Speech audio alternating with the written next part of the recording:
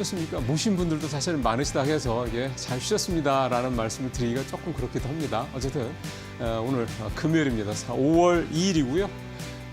마켓나우 1부 시작하겠습니다. 임종일입니다. 네, 고은별입니다. 뉴욕 증시는 안 쉬었죠. 네, 뉴욕 증시가 일제히 상승하면서 마감을 했습니다. 마이크로소프트와 메타가 예상보다 더 좋은 실적을 발표했기 때문인데요.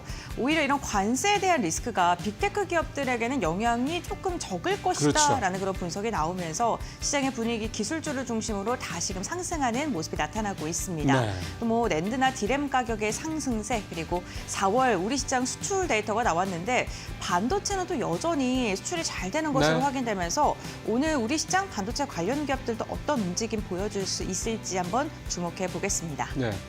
마이크로소프트의 실적과 관련돼서 시장에서 주목했던 포인트는 마이크로소프트가 여러분들 잘 아시는 것처럼 최근에 이제 AI 관련주들 좀 주가 하락에 촉매제 역할을 했었던 이 AI 데이터 센터 이 투자 축소 요거에 사실 이제 진앙지이기 때문에 오늘 컨퍼런스 콜에서 도대체 이제 그거 관련돼서 어떤 얘기가 나올 것인지 사실 궁금했는데요. 제가 봤을 때는 딱히 그 부분에 대해서 투자를 더 한다 안 한다 요 질문은 좀 피하는 것 같고요. 어쨌든 AI 데이터 센터 관련돼서 AI 기술이 실제 적용을 해보니까 애저를 비롯해서 이런 쪽에서 되게 효율성이 좋고 생산성도 좋더라. 효과는 확실하더라. 그리고 이제 AI 기술이 접목이 돼서 수익도 좀 나더라. 이런 얘기로 조금 약간 애둘러서 하는 듯한 느낌을 좀 받았습니다. 결국은 융통성을 발휘해야 되겠죠. 어쨌든 그런 부분에 있어서 일단 AI와 관련돼서 이제 빅테크들은 수익이 좀 나는 구조로 돌아서고 있다는 거를 조금은 확인할 수 있었던 거는 하나의 좀 답이 될 수 있을 것 같습니다. 네, 그렇습니다. 다만 우리 시장의 리스크라고 할 수 있는 게 이 한덕수 전 국무총리 그리고 최상목 경제부총리가 연이어 사퇴를 했습니다. 그렇기 때문에 국정서열 4위인 사회부총리가 이제 뭐 권한대행이라던가 아니면 경제부총리 역할까지 해야 되는 건데 한 달 사이에 또 미국과의 이러한 협상에서 어떠한 또 노이즈가 나올지 이 부분 좀 주목해 보셔야 될 것 같고 물가 부분도 잡히는 것 같습니다. 소비자 물가가 지금 2.1% 상승하면서 넉 달 연속 2%대 나오는데 사실 한은도 그렇고 전체적으로 2%대를 계속 지향하고 있죠. 그렇기 때문에 이런 부분이 또 금리 결정에 또 어떠한 영향을 미칠지도 살펴보시면 좋을 것 같습니다. 네, 지금 고에코도 물가 얘기를 하셨습니다만 물가가 2% 이게 이제 한은의 목표치죠. 이게 밑으로 내려가서 1%대 또는 뭐 0%대로 떨어지는 거는 굉장히 안 좋은 신호입니다. 이게 흔한 말로 디플레의 전조가 되는 거기 때문에 그래서 물가가 적어도 2% 이상을 유지해 주는 거 이것도 사실 우리한테는 좀 필요합니다. 다만 이제 한국은행이 금리를 계속 내린다고 그럴 경우에는 아무래도 시장 영향을 좀 받게 되면 좀 변화가 있을 수 있겠습니다만 기본적으로 소비자 물가 움직임 좀 잘 좀 체크하실 필요가 있겠습니다. 네, 5월 첫 거래일입니다. 오늘 우리 시장은 어떻게 출발할까요? 마켓나우 1부와 함께 알아보시죠. 네. 왼쪽에 이 표는요. 디램 가격, 고정거래선 디램 가격을 나타낸 표입니다. 뭐 다 보실 필요는 없고 제일 밑에 제가 빨간색으로 이렇게 밑줄을 친 그래프를 이 표만 좀 보시면 되는데요. 변화죠. 체인지니까 그 가격 변화고 제일 이 왼쪽이 하이, 그러니까 최고치고 그다음에 이제 낮은 그다음에 최저치, 그다음에 평균 이렇게 나오고 있습니다. 지금 보면은 이 밑에 세 번째 그러니까 DDR5 16GB 요게 지금 이제 고부가치 DRAM 중에서도 이제 가장 좀 대세인데 11%가 좀 올랐고요. DDR4 같은 범용이죠. 이런 거 같은 경우는 20%, 25%까지 올랐습니다. 특히 이제 이 DDR4 16하고 8기가짜리들은 최저치 25%, 최저치도 25%. 그러니까 25% 올랐다는 얘기입니다. 평균이 그러니까 당연히 25%가 되는 거고요. 그러니까 DDR4 같은 경우는 더 많이 올랐다라는 얘기가 좀 되는 거고 DDR5 같은 조금 더 고부가 DRAM도 최대 11% 정도 가격이 좀 올랐다. 그다음에 낸드 가격도 11%가 좀 같이 올랐습니다. 4월 달에 이렇게 디램 가격이 좀 오르다 보니까 반도체와 관련돼서 조금 기대치를 가시는 그런 해석들도 충분히 나올 수 있을 법합니다. 근데 이제 중요한 거는 왜 이렇게 올랐냐 이 부분이 좀 포인트죠.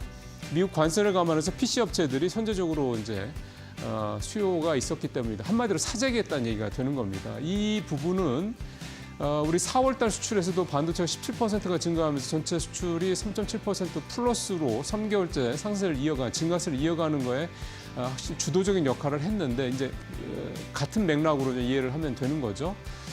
그러니까 수요도 늘고 또 그러다 보니까 가격이 올라가고 그러니까 당연히 반도체 쪽에서 수출 증가율도 높아졌고 양도 커졌고 수익도 좀 나고 그렇게 좀 볼 수가 있겠습니다. 이번에 삼성전자, SK하이닉스 1분기 실적에서도 좀 읽어볼 수 있었던 대목이긴 합니다. 그러다 보니까 상반기에 이제 이 반도체 특히 이제 범용 쪽으로 반도체 D램과 낸드 쪽에 수요가 계속 늘어나고 있어서 이쪽에 업황이 좀 호전될 것이다라는 기대감이 좀 낳게 하는 것도 사실 그런 이유고요. 근데 여기서 이제 좀 이렇게 이제 긍정적인 얘기들이 있고 좀 이제 신중하게 봐야 될 반도체와 관련돼서 부분들을 좀 말씀을 드릴 게 있는데 첫 번째는 미국의 이 대중 수출 규제입니다. 일단 H20 대중 수출 규제 시작이 됐죠. 여기에 좀 엔비디아, AMD 거의 그 M1308이라고 하는 이 반도체 칩이 있습니다. 이것도 AI 반도체인데 이것도 역시 4월 16일부터 중국 수출이 규제에 들어간 그런 상태입니다. 그래서 이제 엔비디아하고 AMD의 이 H20과 관련된 요런 수준의 제품들의 수출 규제 이거에 따른 이 두 회사의 합산 손실이 63억 달러 한 9조 원 정도가 되는데요. 중요한 거는 앞서 말씀드린 H20이나 AMD의 MI308 이 AI 칩에 HBM이 들어간다는 겁니다. HBM2하고 HBM3가 들어가거든요. 근데 HBM3, HBM3E 요 HBM 제품들 요거를 납품하는 데가 삼성전자하고 SK하이닉스입니다. 그러니까 무슨 얘기냐면 H20하고 MI308이 중국 수출이 차단이 되면 이들 제품에 들어가는 삼성전자, SK하이닉스, HBM 역시 수요가 줄을 수밖에 없다. 이 손실이 불가피할 수밖에 없다. 이런 얘기가 되는 거죠. 그게 이 삼성전자, SK하이닉스 합쳐서 대략 한 1조 원 정도 된다고 그럽니다. 자, 이렇게 되면 당연히 삼성전자, SK하이닉스의 수출 전선에 반도체 수출 전선에 이제 경고음이 들 수밖에 좀 없는 거고요.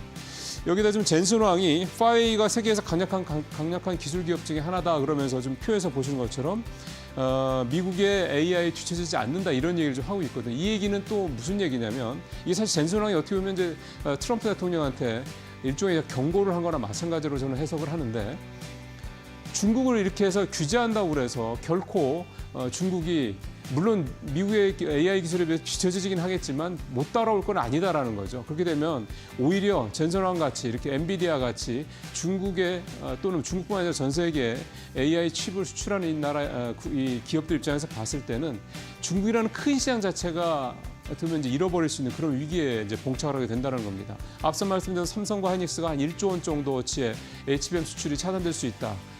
줄어들 수 있다 이렇게 말씀드린 거랑 같은 맥락이 좀 되는 거죠. 그러니까 시장에 대해서는 이렇게 규제가 수출 차단 이런 방식이 결국 시장에는 우호적이지 않을 거라는 얘기가 좀 되는 건데요.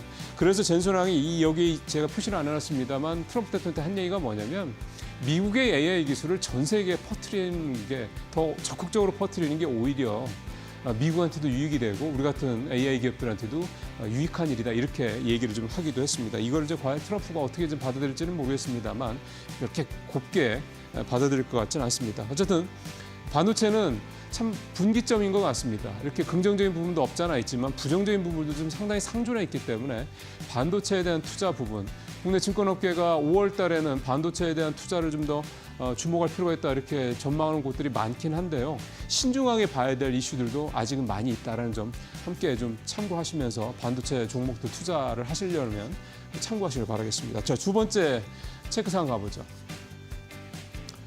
예. 월스트리트 저널 기사인데요. 의회에서 트럼프가 목표로 하고 있는 US 쉽빌딩, 즉 미국의 이 배 건조 이와 관련된 되살릴 수 있는 그런 어떤 정책을 법안을 이제 통과시켰다라는 내용입니다. 미 의회가 30일 날요. 미 조선업 재건 관련법을 양당 공동으로 발의를 했습니다. 이게 이제 내용이 뭐냐면 한국 등 다른 나라에서 건조하는 선박도 미국의 국적선으로 인정해주는 그러니까 예외적인 그런 조치를 취하는 그런 법이 되는 거고요. 10년 내 250척의 상선을 건조한다는 내용 그리고 이거를 도와주기 위해서 세금도 감면해주고 인센티브까지 제공한다. 이런 내용들이 담겨 있습니다. 이제 이 법안의 의미는 기존에 좀 이번에도 이제 미 해군성 장관이 와가지고 HD 현대 쪽하고 하나 오션 쪽하고 이제 다 둘러보지 않았습니까? 그러면서 맥스로 1년에 뭐 9척까지 이 MRO를 할 수 있다. 그러니까 미국의 군함을 이제 수리를 할 수 있다. 이렇게 얘기가 나오고 있는데 사실은 MRO 사업은 별로 돈 안 됩니다. 그래서 이 부분은 우리나라 두 조선사들도 잘 알고 있고 중요한 거는 이 법이 통과되면서 우리한테 좀 수혜를 기대할 수 있는 부분이 신조, 즉 새로 배를 만드는 것, 이 부분이 결국 우리한테도 이제 수익성이 좋은 이제 부분이기 때문에 이 부분의 길이 열릴 수 있다라는 거죠. 아직 법안이 통과가 된 게 아니기 때문에 열렸다라고 말씀 바로 드릴 수는 없지만 이게 양당 공동으로 발의가 된 거기 때문에 어느 당에서 반대하는 데가 없다 그러면 미의회, 그러니까 하원과 상원을 모두 통과할 가능성이 높다라는 겁니다. 그래서 이게 통과가 되면 이제는 존스법이니 뭐니 이런 것과 관계없이 우리나라에서 그러니까 울산이나 거제도에서 미국의 군함뿐만 아니라 미국의 상선을 건조를 하더라도 이게 미국의 국적선으로 등록이 될 수 있다 이런 얘기가 되는 거니까 이렇게 되면은 이건 또 우리 조선 업계에는 또 다른 차원의 또 모멘텀이 될 수도 있다. 이게 참 조선 쪽은 참 이게 계속해서 이게 모멘텀이 나온다 이렇게 말씀을 드릴 수가 있겠습니다. 하나 더 마지막으로 볼까요? 쉬는 날 저는 사실 이 기사가 제일 와 닿았습니다. 제일 중요한 기사가 아니냐 생각이 좀 들었습니다. 무슨 얘기냐면 이제 이창용 총재가 기준금리가 제로에 근접할 경우 QE 즉 양적 완화 정책을 고민해야 된다는 얘기를 했던 건데요.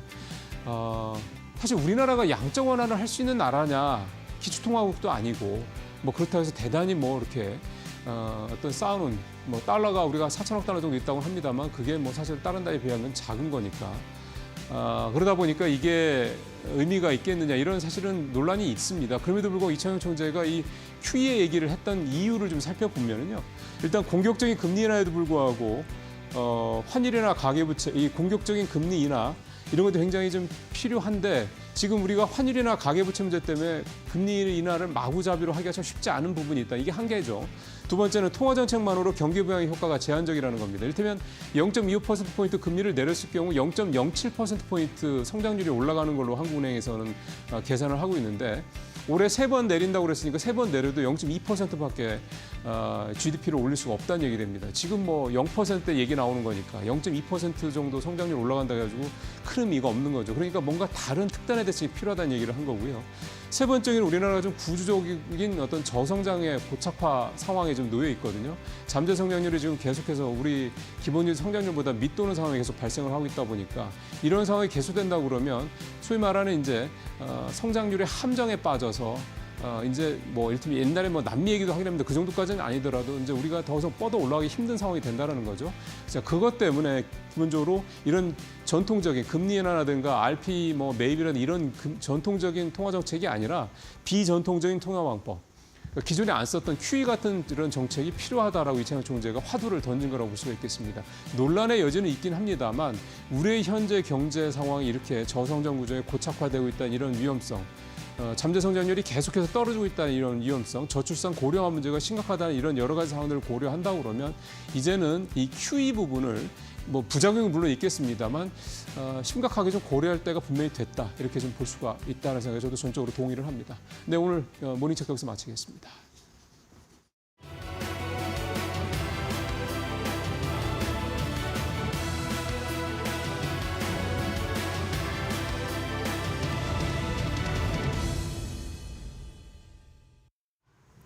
네, 간밤 뉴욕 증시는 3대 지수가 다시 한번 일제히 상승 마무리를 지었습니다. 빅테크들의 호실적과 함께 경제 지표가 오늘 증시에서는 이 상승의 모멘텀이 되어졌는데요. 그 가운데서도 마이크로소프트와 메타가 단연 주인공이었습니다. 어제 우리가 하루 쉬어가는 동안 실적 발표를 했던 마이크로소프트와 메타는 모두 AI에 대한 투자 비중을 확대하겠다라는 내용과 함께 2분기에 대한 긍정적인 가이던스를 제시를 했죠. 덕분에 마이크로소프트는 오늘 장중에 10% 넘게 상승을 보이다가 장 마무리는 7.5% 정도로 마쳤고요. 메타 같은 경우도 4% 넘는 반등 흐름을 보였습니다. 다만 테슬라 같은 경우는 월스트리트저널의 테슬라 CEO 교체 소식과 함께 장중에 좀 변동성이 나왔었는데 테슬라 이사회 측에서는 전면 부인을 하고 있는 상황이죠. 일단 일단락되는 걸로 보여지고 있는 가운데 오늘 M7 종목 안에서는 테슬라만 홀로 하락폭을 키우기도 했습니다. 그리고 주요했던 경제 지표들 어제 좀 많이 발표가 됐었죠. PCE랑 GDP 발표가 됐었는데 일단 인플레이션은 크게 우려할 만한 수준이 나오진 않았고요. GDP 같은 경우도 역성장에 대한 데이터가 찍히긴 했습니다만 수입과 관련된 데이터가 일단은 역성장으로 GDP를 만들었기 때문에 2분기에 대한 기대감 아직까지는 살아있는 것 같습니다. 주요 경제 일정들도 좀 점검을 해보도록 할 텐데요. 오늘은 가장 중요하게 고용보고서만 좀 점검을 해보시면 될 것 같습니다. 다음 주에는 FOMC 그리고 BOE에서 통화정책회의가 준비가 돼 있는 만큼 이 금리 인하와 관련된 기대감을 시장 안에서 어떻게 해소하는지를 잘 지켜보시면 좋을 것 같고요. 또 우리나라 같은 경우도 5월 29일에 금통위가 준비돼 있기 때문에 일단 미국 같은 경우는 금리 동결과 관련된 가능성이 굉장히 우세하지만 다른 국가들이 어떻게 대응하냐에 따라서 각국의 증시 상황은 변동성을 띌 수가 있겠습니다. 현재 프리마켓 상황도 바로 열어보도록 할 텐데요. 코스피 안에서 변동성 있는 종목들 점검을 해보겠습니다. 오늘 SG글로벌이 15%나 굉장히 강하게 올라오고 있습니다. 이재명 대표와 관련해서 이 파기 선고가 현재 김동연 대표와 관련주들에게는 좀 힘이 되어주는 모습이죠. 15% 프리마켓에서 변동성 보여주고 있고요. 코스닥 쪽의 상황도 확인을 해보도록 하겠습니다.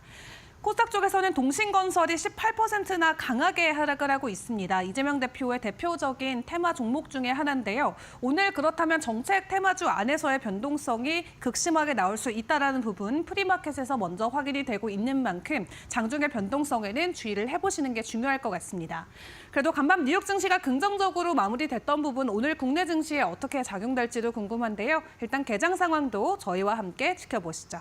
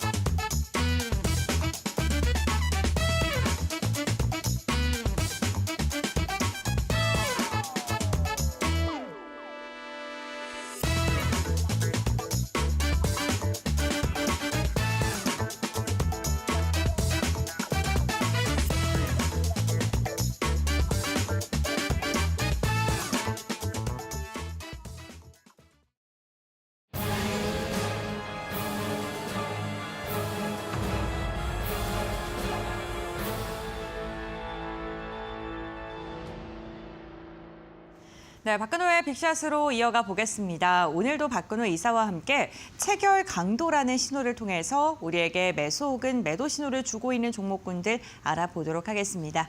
이사님 안녕하세요. 반갑습니다. 네, 연휴 잘 쉬었어요? 연휴는 아니지 않았을까요? 네, 근로자의 날 하루. 네, 너무 잘 쉬었고요. 네. 오늘 이제 금요일 방송 준비하느라고 네. 그렇게 편하게 쉬지는 못했던 것 같아요. 알겠습니다. 오늘 또 거래가 된 다음에 토요일 그러고 한 4거래일 동안 네. 쉬게 되잖아요. 또 그만큼 굉장히 저희가 전략을 잘 세워야 될 하루일 것 같은데 빅샷 종목들을 통해서 한번 저희가 심도 있는 이야기를 나눠보겠습니다. 네. 먼저 첫 번째 종목부터 확인해 볼 텐데요. 오늘 체결강도 예시 종목 첫 번째 종목으로는 미래에셋 증권을 선택을 하셨습니다. 네. 저희가 이 시간을 통해서 이야기 나눴던 종목 네. 같은데요.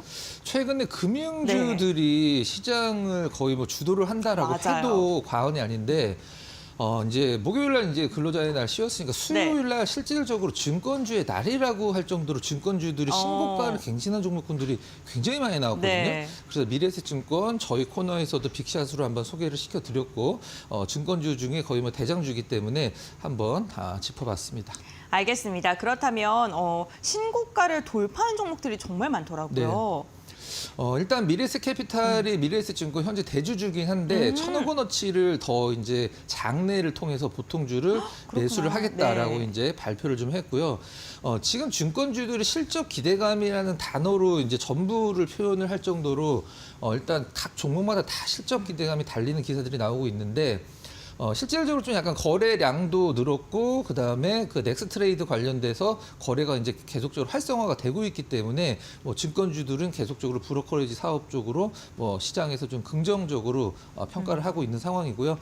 그다음에 이 부분은 이제 좀 약간 진부하긴 한데 관세랑은 뭐 전혀 영향이 없다. 이런 부분들 20개 종목 중에 8개가 이제 신고가를 기록했다. 수요일 날 증권주의 날이다. 이렇게 보시면 될 것 같습니다. 알겠습니다. 그렇다면 수요일 날 증권주들 정말 강하게 움직일 종목들 많았는데 언제쯤 신호가 나왔을지 한번 살펴보겠습니다. 네, 딱히 제가 정해놓지는 않았는데요. 네. 저희가 소개를 시켜드린 날이 한 이 정도. 맞습니다. 그다음에 네. 빠졌고 시장 빠지면서 빠졌다가 빠르게 이제 회복을 해줬고 올해 이제 신고가를 돌파를 했는데. 중요한 것은 이러한 구간들 있잖아요. 중간에 시장 때문에 엄청나게 빠진 구간에서도 뭐 미래에셋 증권만 그런 게 아니라 대부분의 증권주들이 수급이 굉장히 좋아서 체계관도 좋았는데 특히 미래에셋 증권 쪽에서 이 빠진 구간에서의 어떤 수급이 체결 강도를 통해서 그래도 빠졌지만 계속적으로 유지가 되고 있다라는 것을 체결 강도가 일단은 계속적으로 표시를 해줬고요. 역시 수요일 날 거의 한 틱의 윗꼬리도 없는 아주 깔끔한 좀 종가로 좀 마무리가 된 점이 상당히 좋아 보입니다. 저희 빅샷 이 시간을 초창기부터 함께 해주신 분들께서는 미래에셋 증권에 대해서 되게 관심 있게 보고 계셨던 분들도 있으실 것 같습니다. 말씀드리고 나서 굉장히 강한 상승 그리고 조정이 나온 다음에 또 다시 그 고점을 돌파하는 움직임이 나왔는데 그때 체결 강도가 어떻게 형성되고 있는지 한번 살펴보겠습니다. 빠졌을 때 이제 네. 이 밑부분이 바로 이제 차트상에서 이 빠지는 부분이 될 텐데요. 네. 그때도 지금 3달, 한 달, 일주일 체결 강도가 뭐 100 이하로 빠진 적이 한 번도 없어요. 그러네요. 이런 부분들. 그다음에 이 당일 체결 강도도 사실 수요일 날 굉장히 타이트하게 올라와서 200이라는 체결 강도 나오긴 했습니다만 그 전에 강보합 정도 보여줄 때도 체결 강도가 굉장히 좋게 나왔고 맨 밑에 보시면은 1% 빠진 날도 네, 144% 체결 강도 보여주면서 빠졌는데도 이제 수급이 좋게 들어오는 이런 모습들.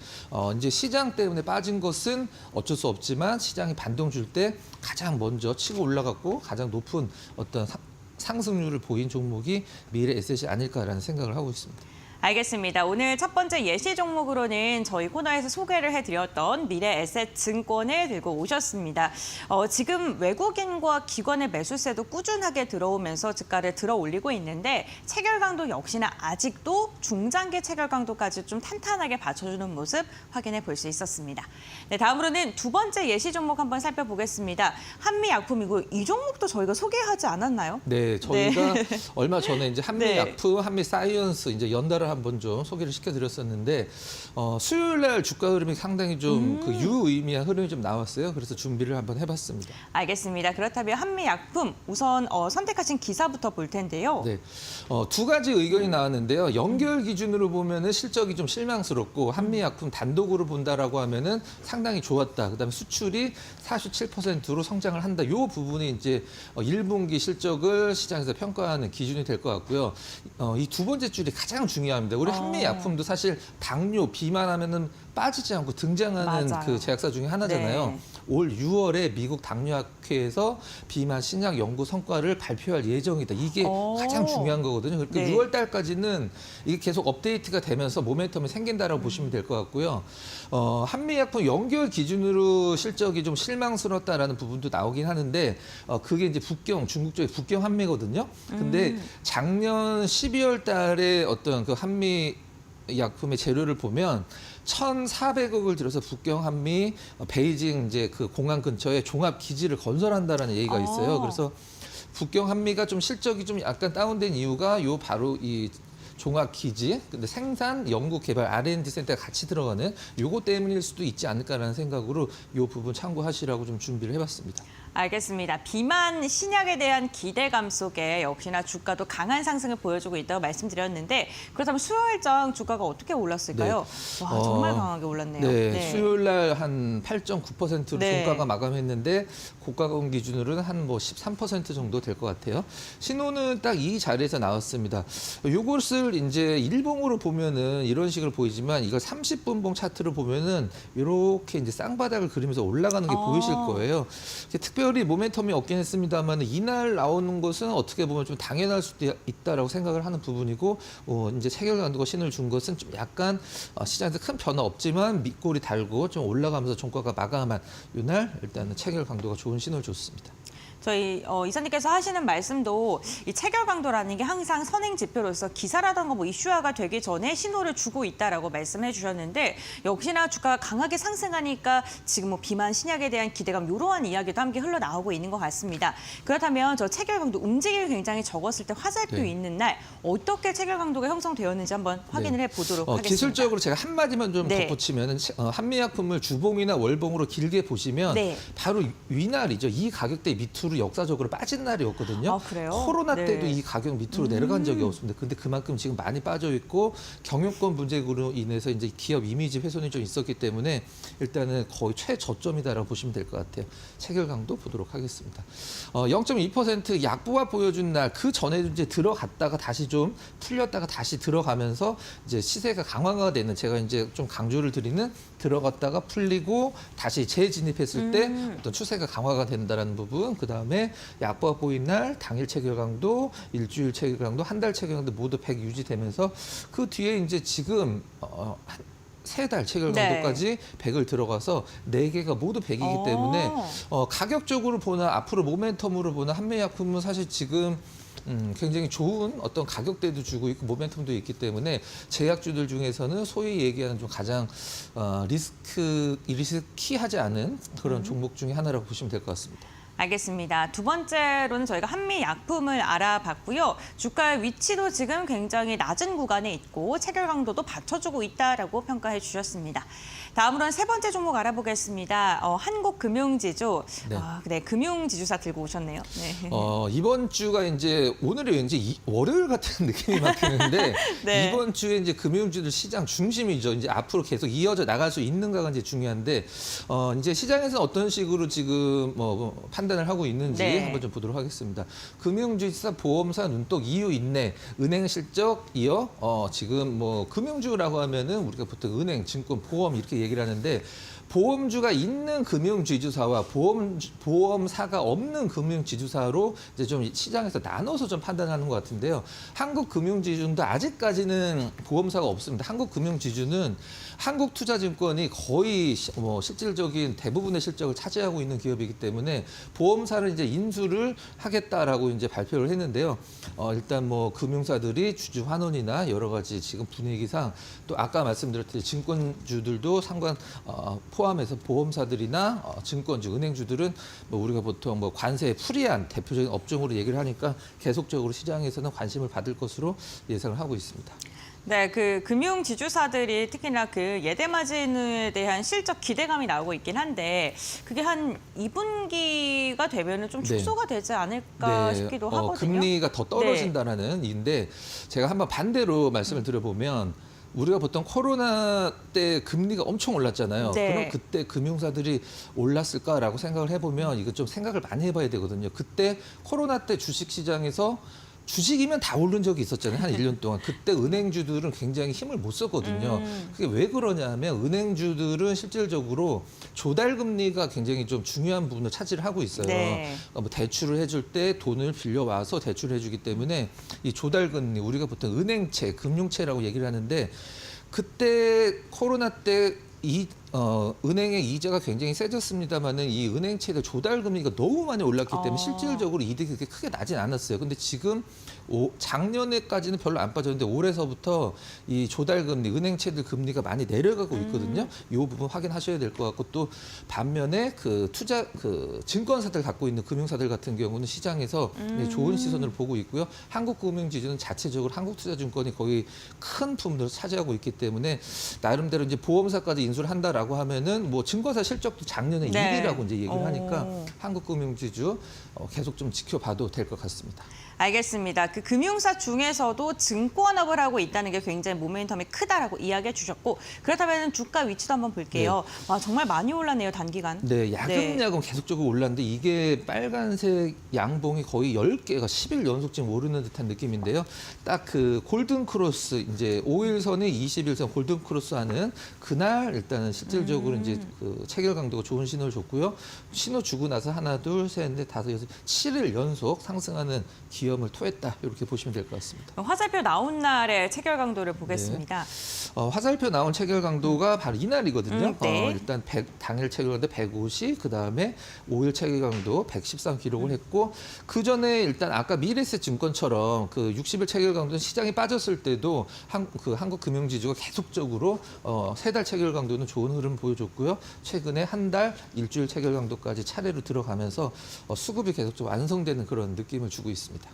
알겠습니다. 저희 세 번째 예시 종목으로는 한국금융지주 확인해 봤습니다. 다음 종목도 이어서 살펴보겠습니다. 저희가 지난주에 빅샷 종목으로 네. 소개를 해드렸던 코웨이를 선정을 해주셨는데요. 일주일 사이에도 주가가 많이 올랐나 봐요. 수요일 날 네. 굉장히 좀 좋았습니다. 네. 어떤 느낌인지 한번 보도록 할게요. 회장님 상조회사가 돈이 됩니다. 이건 이제 웅진 얘기입니다. 웅진이 이제 상조회사 인수하면서 상한가를 수요일 날 이제 들어갔는데 코웨이도 실버 케어 서비스 정식 출시를 앞두고 있다라는데 실버 케어 서비스가 상조화라고 생각을 하실 수도 있는데 실질적으로 그 상조도 그 안에 이제 밑에 보시면 네. 요양, 장례까지 다 들어가 있거든요. 이 실버 케어 서비스가 코웨이에서 하는 요 부분이 코웨이가 실질적으로 밑에 한번 잠깐 봐볼까요? 20년에 7% 성장, 21년도에 13%, 22년도에 5%, 23년도에 6% 이렇게 계속적으로 성장을 하고 있는 기업인데 요 상조 서비스라고 봐야 되겠죠. 상조 회사가 아니라 이 실버 케어가 코웨이의 어떤 성장을 한 단계 좀 업그레이드해주는 그런 요인이 될 거라고 시장이 좀 분석을 하고 있는 것 같습니다. 알겠습니다. 그러면은 주가가 수요일날 좋았다고 했는데 네. 이것도 이제 거의 골든 크로스 직전에 어떤 그 체결 강도에서 어떤 신호를 줬고요. 그다음에 한 일주일 정도 옆으로 횡보. 가격 조정은 거의 없었죠. 기간 조정만 주다가 역시 수요일 날 윗골이 하나 없는 아주 깔끔한 종가로 좀 마무리가 된 흐름을 보여줬습니다. 알겠습니다. 그럼 체결 강도도 한번 살펴볼 텐데요. 저희가 말씀드렸던 게 한 요때쯤인 것 같은데 네, 한 네. 이거래 전에 신호가 나왔고요. 네, 2.8% 네. 상승한 날 이제 200%가 넘는 체결 강도, 그다음에 일주일 체결 강도 들어가 있었습니다. 풀렸다가 다시 들어갔고 강화가 되는 느낌. 중장기 수급은 뭐 나무랄 데 없이 너무 좋기 때문에 지금 코웨이도 제가 봤을 때는 앞으로 이미 성장을 하고 있지만 앞으로 추가적인 성장을 할 수 있는 모멘텀이 충분하고 시장의 수급도 5일 체결 강도 200이 넘게 계속 유지되는 것은 네. 사실 크게 보기 힘든데 나름대로 상당히 좋은 수급을 유지를 하고 있는 그런 상황입니다. 저 이사님이랑 이야기했던 게 기억이 나는 게요. 네. 보합권 수준에서 마감했는데 당일이 500이다 이러면서 이슈가 나중에 나올 것이다라고 네. 이야기해 주셨잖아요. 네. 그리고 나서 주가가 지금 계속 꾸준하게 상승하고 있다는 점 한번 체크해 보시면 좋을 것 같습니다. 네. 네, 이렇게 저희 체결 강도 예시 종목 살펴봤고요. 이번에는 빅샷 종목 두 종목 알아볼 텐데 첫 번째 종목은 DLENC입니다. 네. 제가 그렇게 선호하는 업종은 아니긴 한데 네. 지금 증권가에서 그 가장 많이 목표가를 올리는 종목이 DLENC예요. 그래요? 건설사들 중에서는 그래서 한번 모멘텀을 좀 건설업이 괜찮나요 지금? 지금 좋은 게 아니라 이제 거의 이제 나쁜 게 없다라는 느낌의 어떤 평가가 가장 많은 것 같습니다. 네. 알겠습니다. 이슈 한번 체크해 보죠. 일단 주가 흐름도 건설사들도 뭐 현대산업개발 중심으로 현대건설 모두 좋은데 DLENC는 실적이 실질적으로 시장의 컨센서스보다 조금 더 좋게 나온 건설사는 DLENC 하나밖에 없거든요. 근데 1분기 영업이익이 810억 원으로 전년 대비해서 33% 증가를 했다. 일단 DLENC, DL건설은 이제 상폐가 됐죠. 합쳐지면서 DL건설은 옛날에 대림산업이 아니라 3호랑 고려개발을 합쳐서 이제 DL건설로 묶어놨었는데 합쳐지면서 시장에서 이제 아웃이 됐고 DLENC 하나 남았는데 2분기부터 본격적으로 개선을 보여주고 있다. 요 밑에 가장 중요한 부분이 있는데요. 해외 플랜트 토목에서 이제 그동안에 좀 약간 영업이익을 깎아 먹었던 게 두 가지가 있는데 해외 플랜트 토목 이건 이제 어디냐 하면 DLENC가 공개를 안 했어요. 그 발주처에서 비밀을 지켜달라고 해서 공시에 나와 있습니다. 이제 밝히지 못한다. 그 부분과 관련돼서 좀 약간 손실이 있었고 그다음에 돌관공사 관련돼서도 이제 일회성 요인이 끝났다. 돌관공사라는 건 무엇을 얘기하는 거냐면 기간을 정해놓고 그 기간 안에 무조건 공사를 끝내야 될 때 모든 인력과 장비를 총 동원해서 돈이 얼마가 들어도 상관이 없으니까 무조건 이걸 언제까지 끝내야 된다. 보통 어디에서 돌관 공사를 할까요? 지하철 같은 거 언제 개통을 해야 되잖아요. 개통 날짜가 정해져 있으니까. 근데 이게 DL, 대림, ENC 같은 경우에는 이제 GTA 네, GTX요. X 노선 네. 관련돼서 그 1분기에 이제 그게 됐기 때문에 그거 네. 맞추느라고 돈이 많이 들어갔어요. 이제 끝났다. 이렇게 보시면 될 것 같아요. 알겠습니다. 악재가 이제 해소되고 있다라고 본 건데 그렇다면은 주가는 어떤 흐름 보여주고 있을까요? 네. 일단 정고점을 넘을 것을 예상을 하고 이제 여기서 좀 약간 준비를 하는 듯한 주가 흐름을 네. 좀 보여주고 있는데 나름대로 그 시장에서 급락 나왔을 때도 잘 버티긴 했거든요. 근데 시장은 여기서부터 여기까지 엄청 빠졌는데 덜 빠졌어요. 덜 빠졌고 나름대로 상승도 좀 약간 러프하게 반대로 올라오고 있는 상황인데 저는 DLENC 이제 건설주가 이제 현대건설 대장주니까 특이하게 빠지지 않는다라고 하면은 DLENC도 일단 올해 정고점 돌파는 뭐 당연히 나올 것으로 예상을 하고 있고요.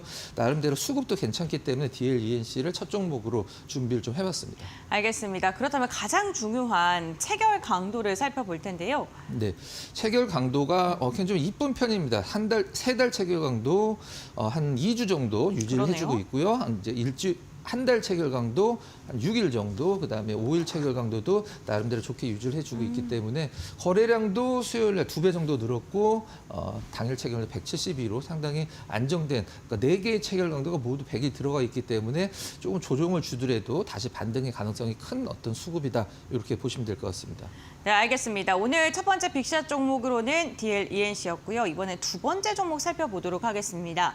제일기획 광고 회사를 들고 오셨는데요. 네. 사실 광고 쪽도 그쵸, 맞습니다. 네, 경기가 안 좋을 때 네. 기업 입장에서 돈을 제일 많이 줄이는 게 이제 광고인데 나름대로 좀 모멘텀이 있고 차트도 좀 괜찮게 만들어지고 있어서 제일 기획을 한번 준비를 해봤습니다. 알겠습니다. 그렇다면 주목하고 계신 모멘텀은 어떤 걸까요? 네. 일단 삼성 계열이기 때문에 네. 일단 삼성에서 스마트폰 같은 게 나올 때 이제 매출이 늘어나는 듯한 느낌을 주는 기업인데 제일기획 신규 광고주 확보로 실적을 개선한다. 좀 굵직굵직한 대기업들 위주로 이제 광고를 수주했던 회사인데 최근에 뭐 화장품 회사라든가 이런 쪽이 좀 약간 관심을 받으면서 광고주들이 화장품 회사들이 좀 많이 들어오고 있다라고 그래요. 그것들로 인해서 일단은 불황을 돌파를 한다라는 얘기인데 뭐 이런 부분들이 이제 제일기획을 시장에서 평가를 하는 가장 좋은 단어인 것 같은데 광고 불황에도 나홀로 질주를 하는데 제일기획 비결은 디지털 전환이다. 그 다음에 가장 중요한 게 요 세 번째 이겁니다. 미국에 있는 이제 맥키니라는 광고 회사를 인수를 했었었는데 보통 굉장히 큰 회사들 를 광고를 하는 걸로 유명한데 이 맥킨이라는 광고 회사가 성장을 굉장히 많이 하고 있는 상황이에요. 뭐 소니라든가 나이키 그다음에 여러 가지 이제 굵직굵직한 기업들을 광고를 하는 게 맥킨인데 최근에 근데 슈퍼볼 광고도 맥키니가 맡으면서 나름대로 제일기획의 성장 모멘텀 중에 하나다. 이렇게 시장은 평가를 하고 있는 그런 상황입니다. 알겠습니다. 그렇다면 주가 위치도 한번 살펴보겠습니다. 지금 굉장히 길게 뽑아 오셨는데요, 네. 기간 자체를. 일단은 저점은 하반 경직성은 네. 확실하게 좀 자리를 잡은 듯한 느낌이고 하나, 둘, 셋, 네 번째 이제 바닥을 잡고 이제 올라가고 있는 상황인데 제가 봤을 때는 올해 신고가는 넘어선 것 같죠? 네. 올해 신고가는 넘어섰고 일단은 우리가 흔히 얘기하는 N자형이 아니라 플랫폼 패턴, 가격 조정 없이 기간 조정만 주는 그다음에 수요일 거래량도 굉장히 좋았기 때문에 일단은 지금 실적은 뭐 시장에서 그렇게 큰 기대를 하진 않습니다만 미국에 있는 자회사가 워낙에 지금 큰 네. 성장을 하고 있어서 그것과 관련돼서 모멘텀은 계속적으로 좀 지켜봐야 되는 종목이라고 생각을 하고 있습니다. 네, 알겠습니다. 그럼 체결 강도 간략하게 볼게요. 네, 체결 강도 일단은 한 달 체결 강도 그다음에 일주일 체결 강도 당일 체결 강도 모두 100이 들어가 있는 상황이고요. 제일기획의 거래량이 그렇게 많은 기업은 아닌데 지난주 수요일 날 35만 주로 나름대로 유동성을 확보를 했기 때문에 차트 좋고 뭐 체결 강도 좋고 있고 나름대로 이제 성장성도 갖추고 있는 기업이라 좀 약간 진부한 기업이긴 합니다만은 나름대로 시장에서 관심을 받을 가능성이 높다. 이렇게 정리를 하도록 하겠습니다. 네, 알겠습니다. 오늘 박근호 이사와 함께 체결 강도라는 신호를 통해서 우리에게 매수 신호를 주고 있는 종목들 알아봤습니다. 오늘 말씀은 여기까지 듣도록 하겠습니다. 고맙습니다.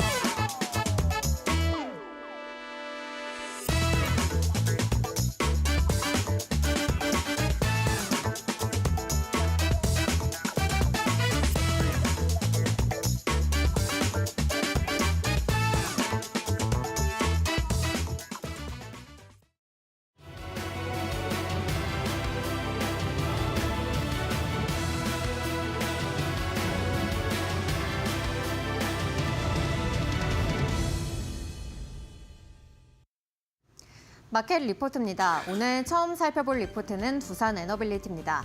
먼저 1분기 매출은 3.7조 원 그리고 영업이익은 1,425억 원으로 컨센서스를 하회했습니다. 에너빌리티 부문 같은 경우 과거 대형 석탄과 또 워터 프로젝트 종료로 인해서 매출은 전년 대비 7.3% 줄어들었고요. 또 두산 밥켓의 매출 감소로 인해서 실적이 둔화된 것으로 분석되고 있습니다. 1분기 신규 수주 같은 경우는 1조 7천억 원으로 전분기 대비해서는 감소했지만 또 사우디와 카타르 등 중동 지역의 가스 발전 프로젝트로 인해서 전년 대비해서는 증가한 것으로 파악되고 있습니다. 수주 잔고 같은 경우도 16조 원대로 전분기 대비 0.9% 증가한 것으로 확인되고 있습니다. 향후 투자 포인트들 짚어보시자면 현재 원전 시장 같은 경우 공급자 우위 시장을 나타내고 있어서 새로운 성장 기회가 열려 있다는 점 긍정적으로 보고 있고요. 또 5월 7일에는 체코 원전 본계약이 체결될 예정이어서 이 부분 역시도 기대감이 실려 있는 상황입니다. 또 뉴스케일 파워와는 첫 원전 건설 계약에 대한 기대감이 실려 있는데요. 북미에서는 SMR과 또 가스 터빈에 대한 협의가 다수 이루어지는 것으로 파악되고 있습니다. 단기 변동성 확대에 주의하면서 하반기 실적 개선에 주목해보자는 의견 제시했고요. 목표 주가는 34,000원으로 상향 조정했습니다. 다음 리포트 살펴보시죠.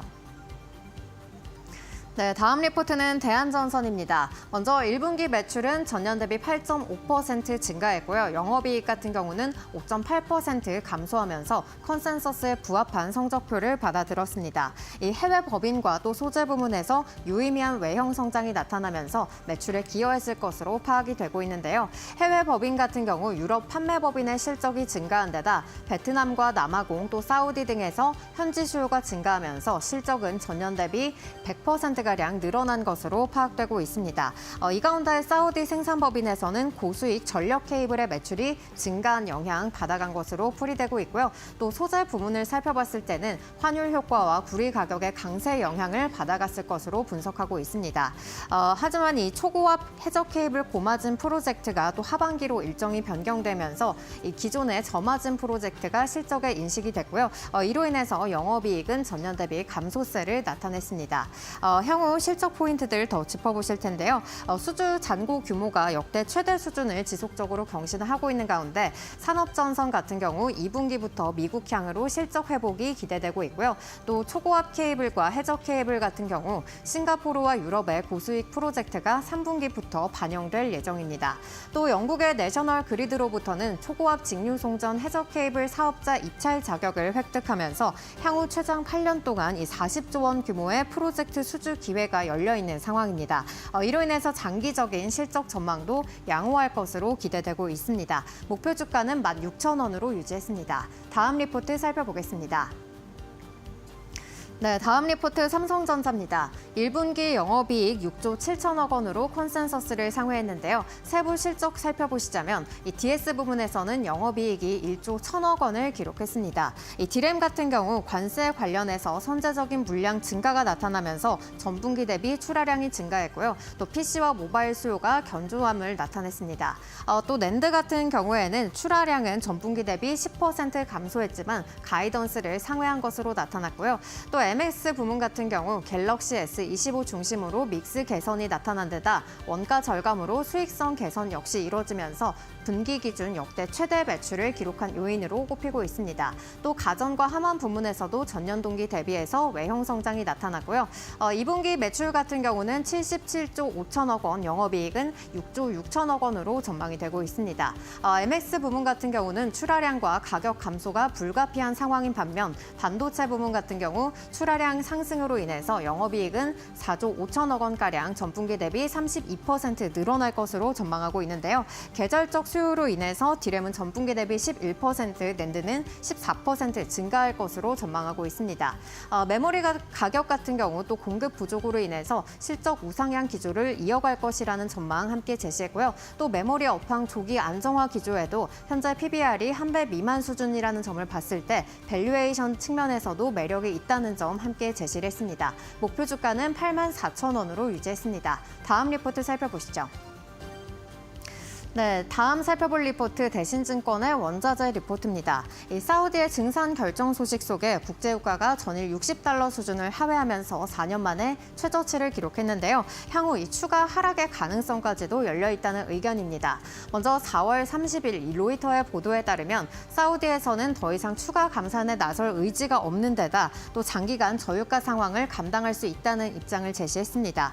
현재 이 오펙 플러스에서는 전 세계 공급의 5%를 감산해 나서고 있는데 이 중에 40%를 사우디가 감당하고 있는 상황입니다. 하지만 카자흐스탄에서는 감산 합의안보다 하루 40만 배럴 이상 이 생산에 나서고 있고요. 또 오펙 사무국이 미 이행분에 대한 추가 감산 명령에도 거부하고 있는 상황입니다. 이에 따라서 사우디의 스탠스가 변화된 요인으로 꼽히고 있습니다.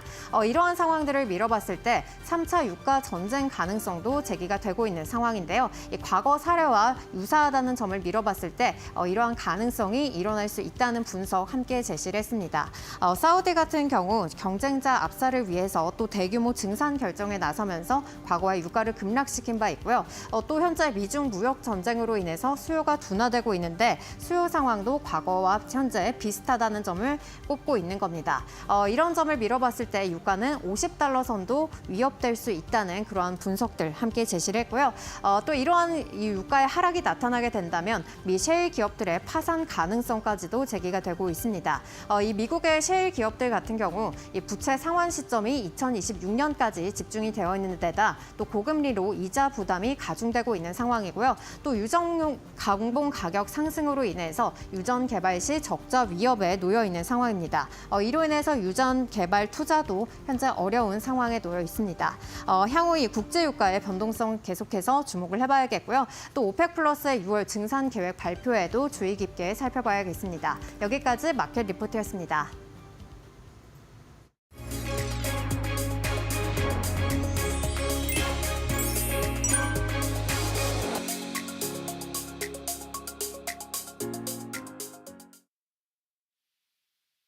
네, 안녕하세요. 반갑습니다. SK증권 소영원 차장입니다. 지난 미국 증시는 나스닥을 중심으로 해서 강한 상승세가 이어지는 모습이었습니다. 마이크로소프트와 메타의 힘으로 상승하는 모습들이 나타나줬고 대부분의 빅테크 기업들의 1분기 실적들이 좀 개선되는 모습들을 보이면서 시장이 좀 반등하는 모습들이 나타나주고 있습니다. 다만 현재 금요일에 발표될 고용 보고서에 대한 부분들이 위축될 것으로 전망을 하고 있고 그로 인해서 다시 한번 금리 인하에 대한 우려감이 부각될 수 있다는 점에서 연휴를 앞둔 한국 증시는 좀 제한적인 움직임이 나타나줄 가능성이 높기 때문에 공격적인 매매보다는 관망세로 대응을 해나가 보실 필요가 있지 않을까라고 말씀을 드릴 수 있겠습니다. 그러한 상황 속에서 최근 중국 한한령 해제와 중국 경기 부양에 대한 기대감으로 인해서 화장품주라든가 중국 소비주 그리고 엔터주와 콘텐츠주들이 강세를 보이겠다는 점을 참고해 보시면서 투자 전략에 활용해 보시면 좋을 것 같고요. 연휴가 길게 앞두고 있는 상황인 만큼 시장이 제한적인 거래가 이루어질 수 있다는 점을 염두에 두시면서 오늘 투자 전략에 활용해 보시면 좋겠다라고 말씀을 드리겠습니다. 이렇게 좀 정리를 해드리도록 하겠고요. 지금까지 SK증권 소영호 차장이었습니다. 감사합니다.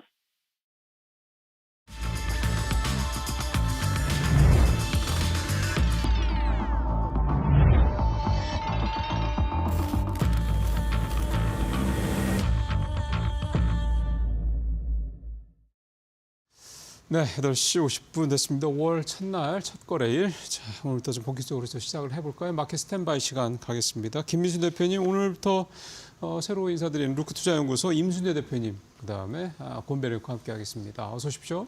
안녕하십니까. 네, 미국 시장 괜찮고요. 마이크로소프트, 그다음에 메타 실적 굉장히 좀 좋았고. 전체적으로 좀 분위기가 어쨌든 좀 더 살아나는 모습들이 좀 미국에서 일단 나타나고 있습니다. 자, 김 대표님 오늘 탑3 오늘 어떻게 잡으셨습니까? 네, 일단 말씀하셨듯이 미국 시장 분위기는 괜찮은데 또 이제 봐야 될 것 같습니다. 애플하고 아마존도 실적 흐름 동향들 체크해야 될 것 같은데 일단 메타 발표했던 실적 광고 중심으로 우려했던 것보다 양호하게 나오기 시작하고 캐펙스 투자가 올라갔다는 얘기는 우리 계속 AI에 대해서 투자 계속하겠다는 의도가 상당히 크다고 봐야 될 것 같고요. 또 하나 마이크로소프트 같은 경우도 클라우드가 생각보다 호조를 보였는데 애저가 그래도 좀 역할로 좀 해주는 쪽으로 나오다 보니까 기대감이 높았었고 가이던스도 괜찮았다라는 쪽에서 둘 다 모습은 나쁘지 않았습니다.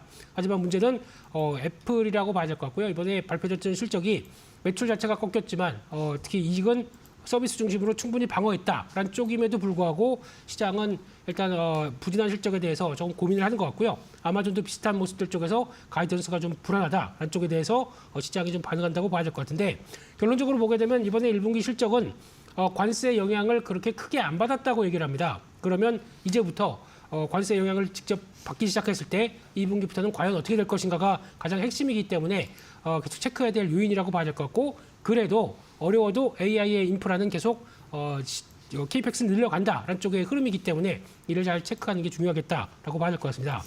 두 번째는 4월 달에 수출 동향인데요. 관련돼서 잘 나왔습니다. 그래도 우리나라가 수출에 흔들리게 되면 안 될 걸로 보여지고 있는데 그나마 지금 4월 중 역대 최대를 보였던 반도체, 바이오헬스, 농식품, 화장품 이쪽은 긍정적인데 반도체는 아직까지는 좀 자신감이 좀 떨어지지만 나머지 쪽에서는 계속 또 기대감은 높다고 봐야 할 것 같고요. 게다가 미국의 관세 여파 때문에 선주문 받은 게 영향을 받는다라는 쪽으로 보게 되면 일단 또 마찬가지로 5월 달부터도 지켜봐야 될 것 같은데 이제 관세가 해결이 돼야 이 부분에 대한 또 자신감을 보이겠죠. 그래도 아직까지는 나쁘지 않다라는 쪽에서 말씀드렸던 화장품 괜찮았고요. 그중에 CCL이라고 하는 또 그 두산 쪽에 들어가는 이제 AI 사업부 쪽에 들어가는 변화들 그것도 기판 쪽도 괜찮고 톡신 쪽도 양호했다라는 쪽들을 포인트 맞추면서 어떤 종목으로도 연결을 시켜봐야 되겠다라고 생각이 듭니다. 마지막은 금융주입니다. 어제 그 지난주였었죠? 지난주가 아니고 그저께였네요. 헛갈립니다. 금융주가 탄력들이 강화됐었습니다. 내수주에 대한 개선 기대감이 올라오다 보면서 월요일날 말씀드렸던 게 잘 보시는 게 좋겠다는 쪽에서 금융주, 건설주 이런 쪽으로 말씀드렸는데 강하게 좀 올라오는 모습들입니다. 특히 증권주가 탄력들이 가장 좋다는 얘기는 지금 시점에서 주가가 지수가 올라오는 것도 그렇겠지만 의외로 또 선방하면서 거기다가 넥스트레이드라는 쪽에서 또 추가적으로 매수의 기회가 나오면서 수수료의 증가 요인들이 된다라는 쪽들도 보셨을 때 밸류업과 함께도 같이 맞출 수 있는 증권주들은 계속 또 주의 깊게 보셔야 될 것 같은데 단기적으로는 약간 좀 오버슈팅이 나왔기 때문에 살짝 눌릴 때부터 들어가자 그렇게 말씀드리겠습니다. 네, 알겠습니다. 김수 대표는 우선 빅테크들의 실적 발표 그리고 지난달 우리나라의 수출 동향 언급해 주셨고요. 그러한 가운데 내수주들 주목하자라고 말씀해 주셨습니다. 그렇다면 임순재 대표님께서는 오늘장 탑3 어떻게 선정하셨을까요? 네, 뭐 오늘 같은 경우는 정치적인 이슈가 조금 시장에 좀 영향을 미칠 가능성은 있다라고 보시면 될 것 같습니다. 특히 뭐 전일 국무총리 대행 국무총리도 이제 사의를 표했고, 그다음에 경제부총리도 지난밤에 사임을 했습니다. 그렇다라고 하게 되면 이런 국내 그 행정부 관련된 이제 고위 이제 직책분들이 전부 다 없어진다라고 보시면 될 것 같고요. 이주호 교육부총리가 그런 대통령 대행 역할을 담당할 걸로 예상이 되고 있습니다.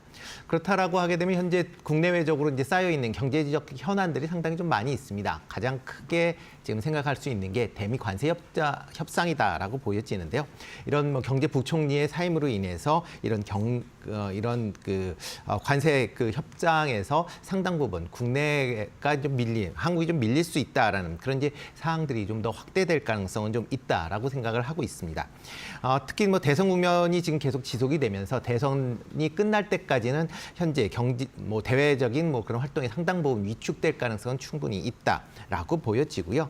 그렇다라고 하게 되면 지금 현재 대선 과정 중에 여러 가지 정책 아니면 정치인 관련된 변수들이 계속 나오고 있는데 이런 종목들 할 때 투자에 좀 더 유의해 보실 필요가 있지 않을까 싶고요. 이와 더불어 이제 오늘 환율도 지금 1,430원대 중반으로 지금 올라와 있는데 이런 환율 불안감도 외국인 투자자 입장에서 상당히 좀 불안으로 작용할 수 있다라는 점도 같이 좀 보시면서 오늘 외국인 매매 패턴 좀 관심 있게 보시면 어떨까 싶습니다. 두 번째는 이제 좀 전에 김민수 대표님도 얘기했듯이 4월 수출이 상당히 좋은 그런 모습을 보였습니다. 월별 기준으로 보면 역대 최고인 582억을 기록을 했다라고 보시면 될 것 같고요.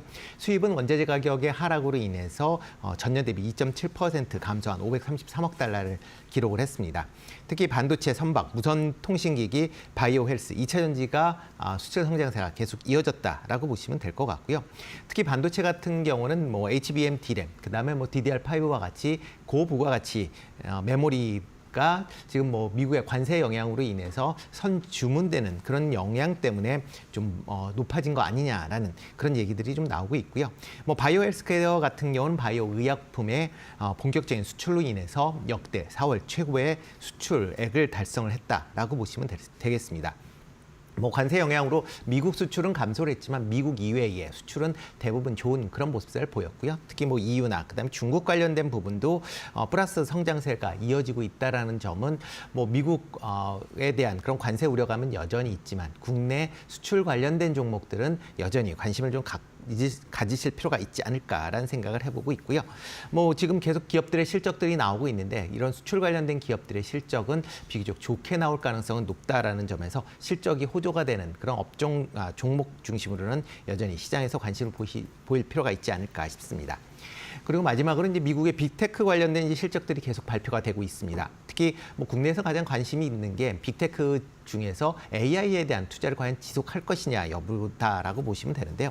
어저께 새벽에 이제 MS나 메타가 호실적을 발표를 했습니다. 특히 AI에 대한 그런 이제 관련된 클라우드나 아니면 AI에 대한 투자를 확대하겠다라는 거였고요. 오늘 이제 새벽에 발표된 아마존 같은 경우도 지금 클라우드 관련된 성장세는 계속 좀 이어지고 있는 그런 상황입니다. 물론 아마존이나 애플 같은 경우는 이제 관세 영향에 대한 그런 우려감으로 인해서 시간 외에서 주가는 하락은 하고 있지만 AI로만 본다라고 하게 되면 시장에서 그렇게 나빠 보이는 그런 상황은 아니다라고 보여지고요. 이런 AI 투자가 확대가 되면서 HBM이나 DDR5와 같은 국내 메모리 반도체와 관련된 소부장 관련된 기업들은 단기적으로는 조금 어려울 수는 있겠지만 중장기적인 성장성은 계속 좀 가지고 있다라고 보시는 게 맞지 않나 싶습니다. 예, 임 대표님 말씀까지 들어봤습니다. 이제 58분, 59분 다 돼가네요. 동시효과 상황 빠르게 좀 알아보겠습니다. 네, 5월의 첫 거래일 우리 시장 동시효과 상황 한번 살펴보겠습니다. 우선 미증시는 3대 지수가 일제히 상승하면서 마감을 했는데 오늘 국내 증시는 양지수 모두 다 하락으로 출발할 것으로 집계가 되고 있습니다. 유가증권 시장 0.15%가량 빠지면서 2,553선, 그리고 코스닥 같은 경우에도 0.34%가량 하락하면서 714포인트의 출발을 준비 중에 있는데요. 아직도 불확실성이 산재하고 있는 가운데 시장의 분위기 오늘은 긴 연휴를 앞두고 조금은 관망의 자세가 펼쳐질 것으로 보입니다. 시가총액 상위 종목 빠르게 확인해 보시죠. 유가증권 시장입니다. 1위부터 5위인데요. 삼성전자가 오늘 하락이고요. SK하이닉스 같은 경우 오늘 1.5%가량의 강한 상승, 기술주들의 상승에 영향을 받고 있고요. LG엔솔 오늘 상승 출발이고요. 삼성바이오로직스 같은 경우에는 수주 소식에도 불구하고 부진한 모습 나타나고 있고요. 현대차 같은 경우에도 오늘 0.2%가량 하락하면서 전반적으로 혼조세 출발 예상됩니다. 국내 증시 출발합니다.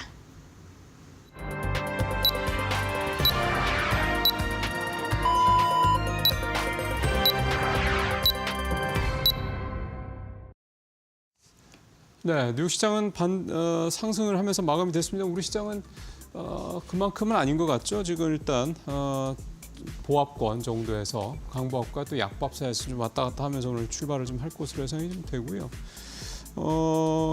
환율 같은 경우는 일단 시간의 애프터에서는 1,426원에서 5원이 하락을 더 했는데 일단 1,440원 근처까지 가다가 좀 주춤하는 모습이 좀 다시 좀 하락하는 모습이 나타나고 있습니다. 지금 코스닥이 먼저 떴는데요. 코스닥이 지금 0.09% 하락하는 걸로 시작을 했고 코스피도 0.02% 하락하는 거. 일단 약보합으로 두 시장 모두 시작하는 것으로 나타났습니다. 환율은 15원이나 올랐죠. 1,436원. 결국 저렇게 환율이 급등했다는 얘기는 정치적 불확실성이 다시 좀 고조됐다 이렇게 해석을 좀 해봐야 될 것 같습니다. 오늘 달러 인덱스가 조금 오르긴 해서 사실 100선으로 오르긴 했는데 그럼에도 불구하고 우리 환율이 저렇게 많이 올랐다는 얘기는 어제 있었던 대법원의 이재명 민주당 후보에 대한 파기환송 요 부분 그다음에 최상목 경제부총리의 이제 전격적인 사퇴 이런 부분들 관련돼서 한국의 또 정치적 불확실성이 커졌다라고 또 좀 바라보는 그런 측면이 좀 더 강하게 반영이 돼 있다고 좀 봐야 되겠네요. 예. 자, 이제 9시 1분 됐습니다. 시가총액 상위 종목들 중심으로 먼저 일단 전체적인 시장 흐름부터 살펴보겠습니다. 권별 앵커. 네, 5월 첫 거래일이자 한 주의 마지막 거래일인 금요일장. 오늘 우리 시장은 양시장 일제히 하락으로 출발을 했습니다. 정치적 불확실성이 점점 더 지금 커져가고 있는 가운데 이에 대해서 오늘 시장의 분위기는 다소 경색된 분위기가 나오고 있고요. 이와 함께 다음 주 월요일과 화요일 우리 시장이 휴장을 하기 때문에 경계가 오늘 내내 이어질 것으로 보입니다. 그렇다면 시가총액 상위 종목들은 어떻게 출발했을까요? 히트맵을 통해 한번 알아보시죠.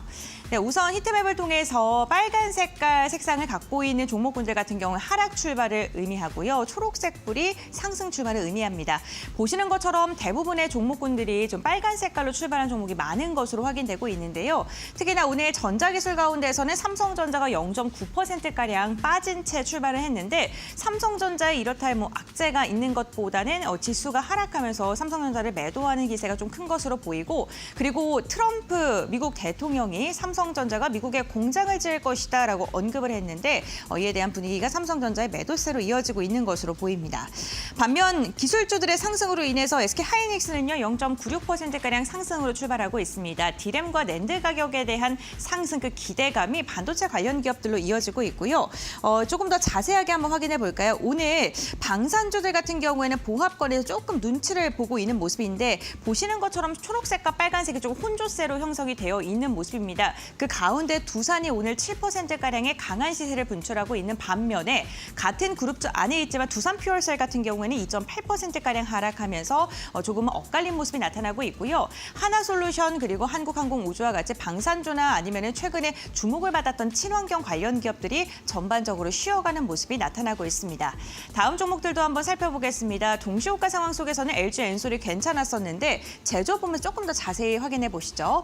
LG에너지솔루션 같은 경우에 오늘 동시호가는 사뭇 다른 분위기입니다. 하락으로 출발을 했고요. 현대로템 2%가량 빠지고 두산 에너빌리티도 2.5%가량 하락으로 출발을 했습니다. 사실 체코 원전 본계약에 대한 기대감 속에 원전 관련 기업들이 프리마켓에서는 괜찮은 그런 시세를 분출할 것으로 기대가 됐었는데 정규장 되니까요. 두산 에너빌리티가 오히려 하락으로 출발했다는 점도 체크해 보셔야 될 것 같고요. 있고요. 현대 일렉트릭이 3%, 효성중공업이 2%가량 상승하고 있는 상황이고 LS 일렉트릭이 지금 오늘도 2%가량 시세를 분출하고 있습니다. 3%가 넘는 시세를 분출하는데 이 공통점은 전력 설비와 관련된 기업들이죠. 오늘 전력기기, 전력설비, 전선 관련 기업들의 흐름 주목을 해보셔야 될 것 같습니다. 네, 다음 종목들도 한번 살펴보겠습니다. 오늘 친환경 관련 기업들은 좀 부진한 것으로 좀 집계가 되고 있는 가운데 오랜만에 금융주들 전반적으로 쉬어가고 있습니다. 빨간불 켜져 있는 상황이고요. 의료기술 쪽 보게 된다면 바이오 관련 기업들도 오늘 전반적으로 하락 출발, 소비자 내구도 조금 더 자세히 보겠습니다. 현대차와 기아가 오늘 일제히 하락으로 출발을 했는데요. 사실 미국 시장에서의 판매량은 오히려 증가를 했다. 계속해서 증가하고 있다라는 이야기가 나왔습니다. 하지만 4월 수출을 봤을 때 수출에서 미국향에 대한 자동차 수출이 좀 급격하게 줄어든 것으로 확인이 되면서 미국의 관세가 직접적으로 타격을 주고 있는 게 아니냐라는 분석이 나오고 있고요. 역시나 오늘 좀 지지부진한 움직임 현대차를 향해서 나오고 있는 상황입니다. 오늘 건설주들도 조금 좋지는 않네요. 현대건설 1%, GS건설 2%가량 빠지고 있는 상황입니다. 네, 다음으로는 코스닥 시장 함께 살펴보겠습니다. 오늘 코스닥도 좀 하락세로 좀 출발을 했는데 전반적으로 하락한 출발을 한 종목들이 많은 것으로 확인되고 있습니다. 그 가운데 의료기술 보면요. 알테오젠이 오늘 빨간불로 출발, 그러니까 하락으로 출발을 했고요. 반면에 HLB 같은 경우 1% 이상 상승으로 출발했습니다. 오늘 전반적으로 비만 치료제 관련 기업들이 약한 것으로 확인이 되고 있는데 그 가운데 눈에 띄게 상승하는 종목이 있습니다. 파마리서치고요. 의료 미용과 관련된 기업들 오늘도 시세를 이어가고 있는 상황입니다. 이와 함께 2차전지 관련 기업인 에코프로 BM은 1.3%, 에코프로도 2%가량 빠지면서 2차전지 전반적으로 약한 모습 나타나고 있는 상황이고요. 반도체 관련 기업들은 다소 엇갈리는 움직임입니다. 보합권에서 상승과 하락, 눈치를 보는 모습이 나타나고 있고 이러한 가운데서 오늘도 시세가 괜찮은 게 컨슈머 서비스, 엔터 관련된 기업들, 디어유 그리고 카페24가 오늘 2% 이상 상승하고 있고 JYP 그리고 SM도 오늘 상승 출발하면서 컨텐츠, 엔터 관련된 기업들은 오늘도 좀 시세를 이어가고 있다는 점 체크해 보시면 좋을 것 같습니다. 네, 이렇게 개장 직후 주목해 볼 만한 종목들 시가총액 상위 종목을 중심으로 알아봤는데요. 과연 전문가들은 오늘 개장 직후 상황 어떻게 바라보고 있을까요? 지금 바로 살펴보시죠. 네. 자, 김 대표님부터 좀 오늘 출발 상황 어떻게 보시는지 좀 말씀을 좀 들어볼까요?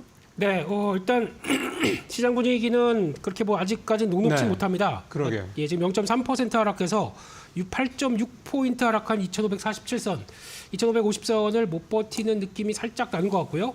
그런 쪽에서 외국인들 이럴 때는 또 현물보다 선물이 더 중요하다고 보고 있는데 선물이 1,000개의 매도로 지금 들어가고 있습니다. 그런 쪽에서 아무래도 지금 시장에 약간 좀 정치 리스크와 관련된 부분들을 좀 이어가는 분위기인데 이것만 없었으면 국내 증시 오늘도 좀 강하지 않았을까라고 해서 좀 아쉬운 모습들로 좀 봐야 될 것 같고요.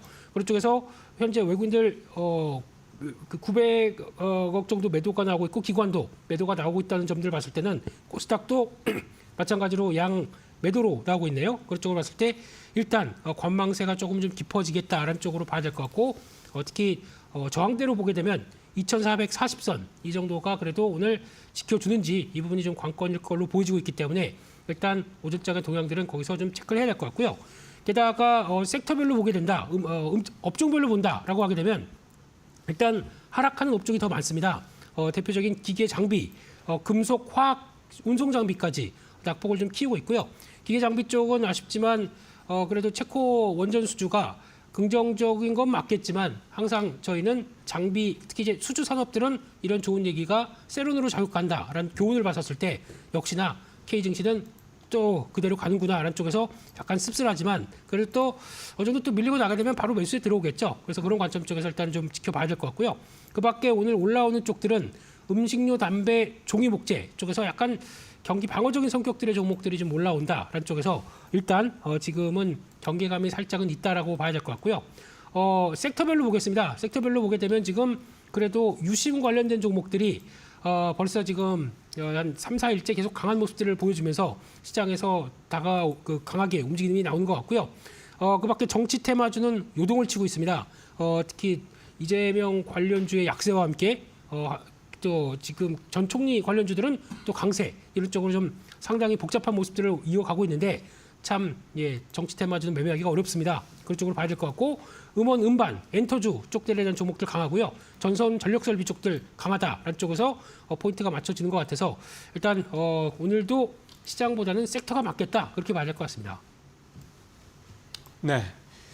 시장보다는 섹터가 맞겠다. 결국 이제 종목 장세가 계속 되고 있다 이제 이 말씀이 좀 되시는 건데요. 글쎄요 보니까 엔터주는 여전히 좀 꾸준한 모습을 좀 보이고 있네요. 다시 좀 뚜렷한 반등 흐름들을 좀 보여주고 있는 상황입니다. 2차 전지는 오늘도 좀 약세 흐름이 좀 나타나고 있고요. 자, 이번에는 임 대표님 말씀 좀 들어볼까요? 출발 상황 어떻게 보고 계십니까? 네, 일단 뭐 외국인 오늘 매매 패턴이 가장 좀 중요하지 않을까라는 생각을 해보고 있습니다. 일단 뭐 지금 거래소 기준으로 보면 지금 1,000억 넘게 지금 순매도를 보이고 있고요. 선물 같은 경우도 지금 1,000계약 이상 지금 순매도를 할 만큼 지금 뭐 외국인 입장에서 보면 현재 국내 증시에 대해서 뭐 일단 정치적 리스크에 대해서 좀 불안하게 생각을 하고 있다라고 좀 보시는 게 맞지 않을까 싶습니다. 그렇기 때문에 뭐 이런 뭐 전반적인 것보다는 이제 개별적인 그런 이슈가 있는 그런 섹터 중심으로 오늘도 움직임이 좀 강하게 나타나고 있다라고 보시면 되겠습니다. 특히 이제 지난 이제 뭐 연휴 때 지금 도널드 트럼프 주니어가 이제 한국에 들어왔고 해군성 장관 같은 경우도 지금 국내에 지금 들어와 있어서 주요 이제 해운사들을 방문한 그런 조선사들을 방문한 그런 상황입니다. 그런 이슈 때문에 그나마 조선 관련주들이 오늘 좀 선방을 하고 있다라고 보시면 될 것 같고요. 뭐 대표적으로 뭐 조선 관련된 종목들은 계속 이러한 그 그러니까 미국 방산과 관련된 그런 이슈가 뭐 계속 일어나고 있는 그런 상황이고요. 4월달 수출 데이터에서도 보듯이 조선업에 대한 수출 금액도 계속 증가를 하고 있습니다. 특히 조선 관련된 부분들은 지난 2022년도 이후에 계속 지금 수주한 물량들이 인도가 되고 있는데요. 그때부터는 이제 조선사들의 수익성이 상당 부분 개선된다라는 측면에서 보면 조선사들의 수익성 개선은 상당 기간 동안 이어질 가능성은 충분히 있다라고 보시면 될 것 같고요. 특히 신조선 가격이 계속 좀 높게 지금 유지가 되고 있습니다. 여기에 미국의 중국 조선 업체들의 를 이제 규제하는 그런 여러 가지 이제 시도가 지금 얘기가 나오고 있기 때문에 그런 상황이 지속이 된다라고 하게 되면 조선업 관련된 부분은 여전히 긍정적으로 보셔도 되지 않을까라는 생각을 해보고 있고요. 뭐 엔터 관련주들도 오늘 비교적 좋은 그런 모습을 보이고 있습니다. 미국의 이제 관세 영향이 상대적으로 좀 약화되어 있는 그런 상황이다라고 보시면 될 것 같고요. 여기에 이제 한한령 관련된 뭐 이슈들이 계속 좀 나오고 있습니다. 물론 아직 뭐 확실하게 열렸다라고 보기는 어렵겠지만 그런 가시성이 조금씩 보이고 있다라는 게 투자 심리가 좀 개선되고 있다라고 보시면 될 것 같고요. 특히 이제 이런 엔터, 특히 이제 K-팝 관련된 엔터 관련된 종목들은 이제 하반기 이후에 빅 이제 아이돌들의 컴백들이 예상이 되고 있습니다. 뭐 대표적으로 BTS나 뭐 그다음에 블랙핑크가 지금 뭐 하반기 이후에 본격적으로 활동을 한다라고 하게 되면 작년에 뭐 이런 빅 그룹들이 활동이 뜸해지면서 전반적으로 실적이 부진했었는데 올해는 그 부분을 충분히 상쇄하고 남을 것이다라는 그런 기대감이 있고요. 여기에 이제 미국의 관세도 상당히 자유롭다라는 게 투자자들한테 관심을 좀 더 받고 있는 거 아닌가라는 생각을 해보고 있습니다. 뭐 원전 같은 종목들은 오늘 좀 전체적으로 좀 하락세를 좀 보이고 있습니다. 뭐 7일 다음 주에 이제 본계약을 체결하겠다라고 이제 얘기가 나오고 있지만 그거에 따라서 계약을 체결하는 건 좋긴 하겠지만 과연 웨스팅하우스와의 그러니까 비밀 계약 협정이 어떤 형태로 되느냐에 따라서 국내 업체들의 이런 이제 수주 실익이 달라질 수가 있기 때문에 그런 부분이 시장에서는 일단은 조금 우려로 남아 있다라고 보시는 게 더 맞지 않을까 싶고요. 뭐 그 외엔 뭐 반도체 관련된 종목 같은 경우도 지금 SK 하이닉스나 뭐 한미 반도체를 제외하고 전반적으로 조금 조정을 받는 그런 모습을 이어가고 있습니다. 예, 채권전 이게 사실은 뭐 다 우리가 가져온 거로 생각을 했다가 좀 자꾸 이제 이런저런 뒤에 논란들이 좀 나오고 있습니다. 그런 부분들도 좀 그러니까 클린하지 않은 거죠. 깨끗하지가 않은 거죠. 그러다 보니까 주가 흐름도 물론 이제 어느 정도 반영이 좀 됐다고 좀 봐야 되기도 하겠습니다만 정작 이제 계약을 이제 이달 7일 날 한다 이런 얘기까지 나온 상황에서는 주가 흐름은 뭐 그렇게 크게 보이지 않는 그런 모습이고요. 지금 속보로 뜬 게 대명 소노그룹이 에어 프리미어를 지분을 매각했다는 22%를 한꺼번에 매각했다는 내용도 좀 나오네요. 아시다시피 이 티웨이 항공을 인수를 하는 그 부분을 이제 해서 뭔가 이제 기존에 있던 에어 프리미어와 합쳐서 뭔가 좀 더 사이즈를 키우지 않겠냐 이런 시장에서 예상이 좀 있었는데 에어 프리미어 지분을 매각을 했다. 이건 또 대명소노가 어떤 의도를 가지고 하는 건지 또 시장에서 굉장히 좀 궁금해할 것 같습니다. 어떤 뭐 내용 혹시 이제 회사 측에서 뭔가 공식적인 내용이 나오면 이런 내용들 좀 바로 전해드리도록 하겠습니다. 자, 9시 13분, 14분 다 돼가네요. 섹터별 상황 살펴볼 시간입니다. 곤배 랭커. 네, 우리 시장 개장은 한 14분 가까이 흐른 상황입니다. 싱크표를 통해서 투자자들의 검색 빈도가 높은 섹터 함께 알아보도록 하겠습니다. 오늘 투자자들의 검색 빈도는요, 대통령 후보 관련된 인물 중심의 검색을 가장 많이 하고 있는 것으로 확인되고 있습니다. 그 가운데서도 한덕수 전 국무총리에 대한 검색을 가장 많이 하고 있는데요. 오늘 국회에서 대선 출마 선언을 한다라는 소식이 전해지면서 이로 인해 일부 종목은 상한가에 돌아서기도 했습니다. 이와 함께 이준석 후보에 대한 검색도 많이 하고 있습니다. 이준석 후보 같은 경우에 3자 대결을 했을 때 이재명 후보 그리고 한덕수 후보 다음으로 지금 6%가량으로 지금 집계가 되면서 이로 인해 오늘 또 주목을 받고 있는 것 같고요. 이재명 후보에 대해서도 검색을 많이 하고 있는데 섹터 자체는 오늘 하락을 하고 있습니다. 아무래도 유죄 판단, 파기환송에 대한 대법의 그런 선고로 인해서 오늘 전반적으로 섹터 분위기는 급락세가 나타나고 있는 것으로 확인이 되고 있고요. 반대급부로 김동연 후보에 관련된 검색은 또 많이 하고 있고 김동연 후보에 대한 섹터 자체는 상승하고 있습니다. 이재명 대선 후보가 이렇게 파기환송을 받은 것을 보고 민주당에서 대선 후보 교체가 될 수 있다라는 그러한 이야기도 살짝 나왔는데요. 그런 기대감 속에 김동연 후보에 대한 그런 검색 빈도가 굉장히 높아진 것으로 확인되고 있습니다. 통신에 대한 검색 오늘도 여전히 많이 하고 있는 것으로 나타나고 있는데 정부가 SK텔레콤에 대해서 신규 가입을 중단하라는 그런 초강수를 둔 것으로 알려지면서 이로 인해 다른 통신주들 오늘도 여전히 시장의 주목을 받고 있고요. 엔터와 전선 관련해서도 검색을 많이 하고 있습니다. 어쨌든 오늘 시장 이렇게 섹터만 검색하는 섹터만 보게 된다면 정치 테마주들이 지금 시장을 들썩이게 만들고 있는 것 같은데요. 그렇다면 투자자들은 어떤 선택을 하고 있는지 투자자별 매매 동향 이어서 살펴보겠습니다. 네, 오늘 유가증권 시장은 외국인과 기관의 쌍끌이 매도세 나오고 있습니다. 정치적 혼란이 더욱더 가중되면서 이로 인해 외국인의 투자 심리가 또다시 위축되고 있는 모습인데요. 오늘 외국인 1,300억 원가량의 많은 물량을 개장 직후부터 던지고 있고 기관도 300억 원가량의 물량을 출회하고 있습니다. 다음으로는 코스닥 함께 보겠습니다. 네, 코스닥 같은 경우에도 외국인과 기관의 쌍끌이 매도세 나오고 있습니다만 매도의 폭이 크지는 않습니다. 명확한 방향성 없이 좀 눈치 보는 장세가 코스닥에서는 집계되고 있습니다. 다음으로는 상승률 상위 종목 함께 살펴볼까요? 유가증권 시장입니다. 보시는 것처럼 TY홀딩스 우선주 그리고 일정실업, 동양우선주, 태영건설 전체적으로 정치 테마주로 엮여있는 급등락이 강하게 나오고 있는 종목군들이 대거 이름을 올리고 있는 것으로 확인되고 있습니다. 다만 이 정치 테마주 급등했을 때 시비 물량이 출회가 되면서 급락하는 경우도 있으니까요. 이 부분 좀 염두하셔야 될 것 같고요. 코스닥도 함께 보시죠. 네, 코스닥 오늘 ENM이 오늘 가격제 한포까지 상승을 했습니다. 이 가운데서도 우크라이나 재건 관련된 기업들 오늘 일부 종목을 중심으로 시세를 내고 있고요. 아이스크림 에듀 같은 경우는 25%가량의 상승, 교육 관련된 모멘텀 얹으면서 오늘 강하게 상승하고 있고요. 시공테크 20%, 세종텔레콤도 18%가량의 오름세가 확인되고 있습니다. 전반적으로 개별 이슈 호재를 안고 있는 시가총액이 작은 종목이나 정치 테마주를 중심으로는 시세가 강하게 나오고 있는 오늘입니다. 그만큼 뚜렷한 호재나 모멘텀이 없는 시장인 것 같은데 전문가들은 과연 어떤 종목을 눈여겨보고 있을까요? 지금 바로 알아보시죠. 자, 이제 종목별 특징들 어떻게들 두 분 보시고 계시는지 말씀 들어보겠습니다. 자, 김 대표님 오늘 어떤 게 좀 눈에 띄십니까? 네, 정치 테마주로 시작을 하려고 했는데 패스하겠습니다. 그냥 네, 이거는 알아서 잘 할 수밖에 없는 문제고. 그러면 예, 정치 네. 테마주는 그냥 인물 관련된 쪽들은 그냥 패스하시죠. 너무 그때그때마다 대응이 안 된다라고 하게 되면 잘못하게 되면 크게 물립니다. 네, 그런 쪽으로 가야 될 것 같고요. 가장 먼저 눈에 띄는 거에 실리콘투입니다. 지금 현재 4.6%대 오르면서 지금 이어가던 추세를 그대로 이어가는 모습들입니다. 아직 실적 관련된 발표는 안 나 있는데 실리콘투 지금 지난 2분기 연속으로 실적과 관련된 좀 타격들이 있다 보니까 이번에도 또 올라가다가 실적 타격 나오는 거 아니냐라고 하는 불안감들이 있음에도 불구하고 지금 나왔던 비수기였던 2월 달이나 또 4월 달 수출 동향들로 봤었을 때는 상당히 양호하다라는 쪽에서 이번에는 사고 안 치겠지라는 쪽에 대한 기대감들도 같이 붙어 있다라고 봐야 될 것 같고요.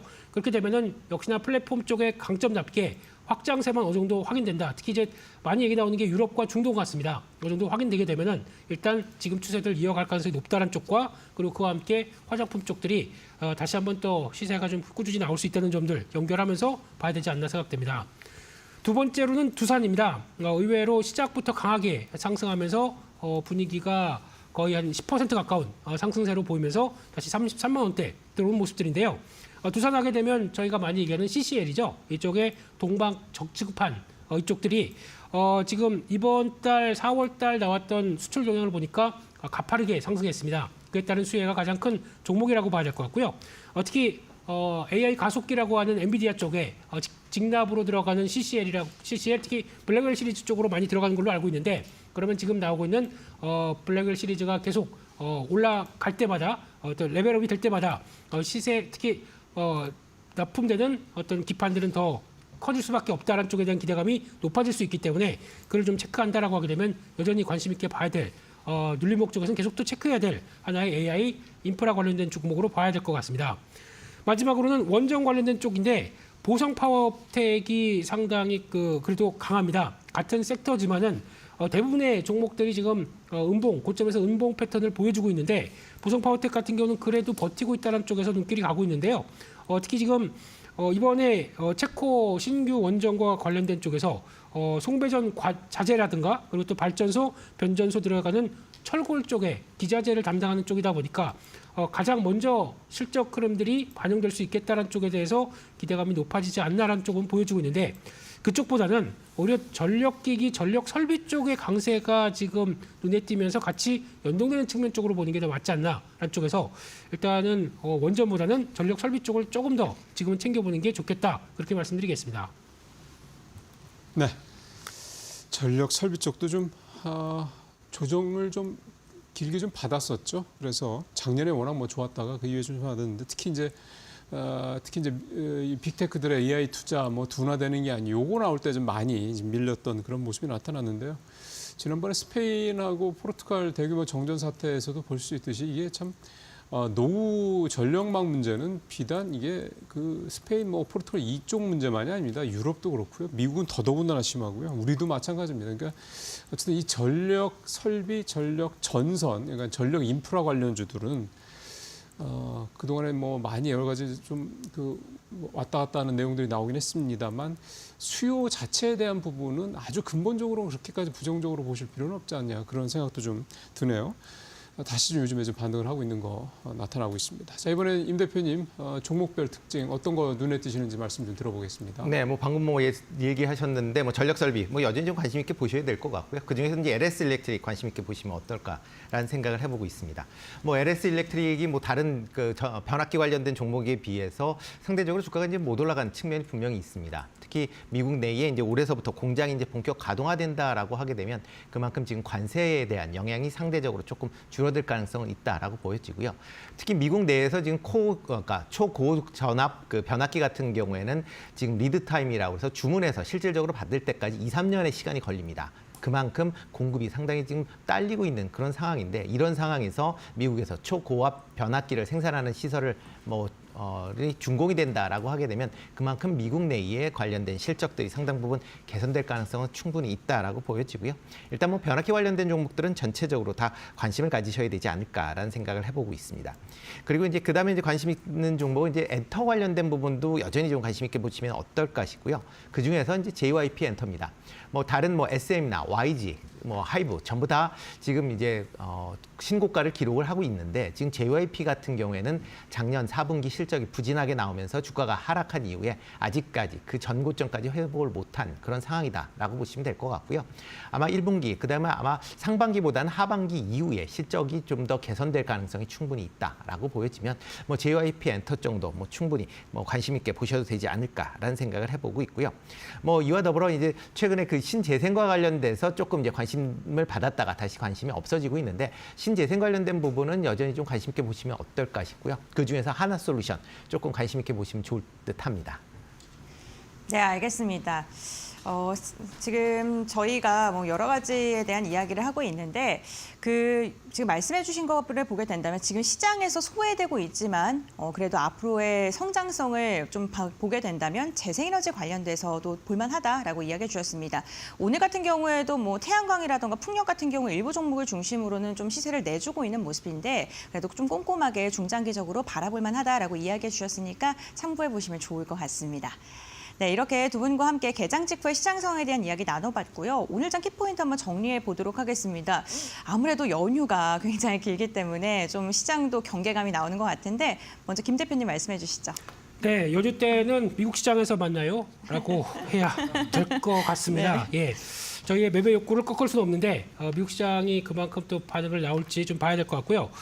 정치 리스크 관련된 쪽들은 개인적으로 그렇게 생각합니다. 어떤 또다시 이제 복잡한 국면들이 나왔다고 하더라도 과거 이제 탄핵 때만큼의 그런 복잡한 흐름으로 이어갈까 아니라고 보게 되면 밀리면 사야 되는데 얼만큼 어떤 종목들을 사는지는 그래도 지금은 아직까지는 관세 관련된 쪽에서 여파가 덜한 종목들 사는 게 좋겠다라고 봐야 될 것 같고요. 여전히 섹터 중심으로 대응을 하자라는 쪽에서 아까 대표님 말씀하셨던 전력기기 지금 갈 때가 된 것 같습니다. 계속 챙겨봐야 될 것 같습니다. 네, 알겠습니다. 전력기기에 대해 공통된 의견 주셨고요. 그럼 임 대표님은 어떻게 정리하셨을까요? 네, 뭐 일단 연휴 기간이 이제 상당히 좀 깁니다. 뭐 아시아권이 동아시아권이 다 이제 연휴가 이제 접어든다라고 하게 되면 그만큼 그 연휴 기간 동안에 어떠한 뉴스가 나올지 상당히 이제 관심 사항이 많아질 수밖에 없고요. 지금 미국 내에서도 관세 관련된 부분이 뭐 많이 약화됐다라고는 하지만 여전히 불안한 감이 좀 지속될 수밖에 없는 그런 상황입니다. 이와 더불어 이제 오늘 같은 경우 미국의 이제 고용 보고서가 나오는 거고 이제 월초기 때문에 다양한 보고서들이 나오기 때문에 그런 부분도 같이 좀 주목해 보셔야 되지 않을까라는 생각을 해보고 있고요. 그렇다라고 하게 되면 지금 상황에서는 공격적으로 뭐 투자를 한다라기보다는 일단 연휴 기간 동안에는 조금 여유를 갖는 그런 시간이 필요하지 않을까. 그렇기 때문에 오늘 같은 경우는 조금 현금 비중을 늘리는 그런 전략이 좀 필요하지 않을까라는 생각을 해보고 있습니다. 네, 알겠습니다. 두 분께서 공통된 의견을 두 가지 제시해 줬는데 섹터 중심의 시장 이어질 건데 전력 설비 봐야 된다. 그리고 연휴 기간 앞두고 섣부른 매매보다는 한 걸음 뒤돌아가서 그렇게 좀 여유롭게 매매를 하자라고 이야기해 주셨습니다. 오늘 두 분과 함께 개장 후에 시장 상황 알아봤고요. 오늘 말씀은 여기까지 듣겠습니다. 고맙습니다. 수고하셨습니다.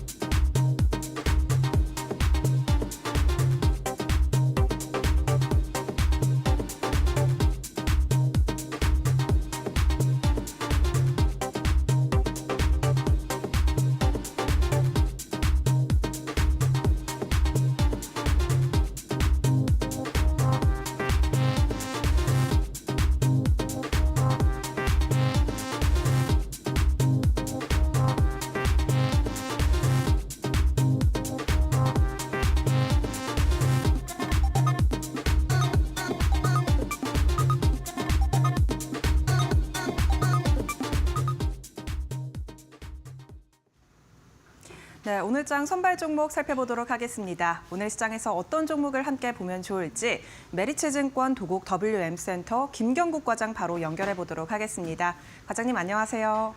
네, 안녕하세요. 네, 오늘 가져오신 종목과 투자 포인트 함께 이야기 부탁드립니다. 오늘은 비올이라는 회사 가져와 봤고요. 투자 포인트 좀 몇 개 말씀드리도록 하겠습니다. 일단 비올은 고주파 에너지를 기반으로 한 이제 마이크로 니들 RF 피부미용 의료기기를 주력으로 생산하는 업체고요. 이런 기기를 팔고 또 그에 들어가는 이제 소모품도 주요 매출 품목 중에 하나인 그런 업체입니다. 일단 1분기 실적에 대한 이야기를 좀 드리면 일단은 매출 146억 원, 영업이익 86억 원으로 이제 컨센을 상회할 것으로 예상을 하고 있고요. 일단 1분기 실적 성장의 요인을 여러 증권사에서 지금 얘기하고 있는데 일단은 중국을 필두로 한 아시아 수출이 장비와 소모품 모두 성장하는 모습을 좀 보여줬다 이렇게 좀 얘기하고 있고 그동안 좀 주가를 좀 눌렀던 미국 시장의 부진을 이제 중국 쪽에서 채워주면서 1분기 호실적이 예상된다 이런 이야기를 하고 있습니다. 일단 1분기 상세 데이터를 좀 살펴보면 중국 지역에서 전분기 대비 일단 80% 가까운 성장을 보일 것이라 이렇게 예측하고 있고요. 일단 현재 중국이 동사액에 있어서는 가장 최대로 성장의 동력으로 작용을 하고 있는 것으로 보이고 있습니다. 일단 실퍼맥스 같은 경우 아까 말씀드렸던 이제 마이크로 니들 RF 피부용 의료기기인데 일단 실퍼맥스의 중국 유통 파트너사인 사환제약 같은 경우에는 지금 작년 기준으로 미용 의료 사업부 매출이 65% 성장을 했고요. 또 사환제약 전사에서 차지하는 이제 미용 사업부가 차지하는 포션이 올해는 이제 점점 더 늘어가고 있는 추세에 있습니다. 그래서 이 사환제약에서 동사가 차지하는 비중이 매우 커지고 있다는 걸 좀 반증해 볼 수 있는 기회이기도 하고, 그 다음에 중국이 향후에도 지금 현재 중국 내 대리점을 사원 지역이 40개로 지금 늘렸는데 일단은 유통망 확대를 진행하면서 일단 이 실퍼맥스를 주력으로 한번 판매해보겠다는 의지를 좀 내비치고 있는 상황에 있습니다. 그래서 그동안 좀 부진했었던 미국의 부진을 동사가 이제 중국 쪽에서 만회하면서 일단 주가적인 측면에 있어서도 다른 미용기기 대비해서는 굉장히 좀 주가가 좀 못 가는 그런 모습을 좀 보여줬는데 최근에 이제 반등이 좀 나오고 있는 상황이긴 합니다. 그래서 이런 중국의 성장 모멘텀이 미국과 유럽, 중동 지역에서의 부진을 좀 만회해주는 것으로 보이고 있고요. 만약에 미국과 유럽, 중동 지역에서의 회복이 만약에 동반이 된다면 동사가 갖고 있는 저밸류, 그러니까 멀티플 상향이 어느 정도는 이제 가능할 것으로 전망이 되고 있는 상황이 있습니다. 네, 비올 이 중국 시장에서 성장으로 1분기 실적이 컨센을 상회할 것이다라는 이야기 해주셨는데요. 그렇다면 가격도 함께 봐야겠죠. 가격 전략은 어떻게 보시나요? 일단 바닥권에서 최근에 지금 올라오는 이제 모습을 보여주고 있습니다. 그래서 최근에 이제 미용 의료기기 쪽 모멘텀이 좀 괜찮게 올라오는 상황이고 또 최근에 이제 중국 관련된 한한령 해제와 관련된 이야기도 최근에 나오고 있는 상황이기 때문에 현재가에서 무리 없이 접근할 수 있는 가격이다 이렇게 보고 있고요. 목표가는 9,800원, 손절 라인은 7,400원 정도로 잡아드리도록 하겠습니다. 네, 매수가 현재가 무리 없다고 말씀해 주셨고요. 목표가는 9,800원 부근 제시해 주셨습니다. 오늘 말씀은 여기까지 듣도록 하겠습니다. 고맙습니다. 네, 감사합니다. 네, 오늘 종목은 미용 의료기기 관련주인 비올입니다. 투자 참고에 활용하시고요. 지금까지 오늘장 선발 종목 알아봤습니다.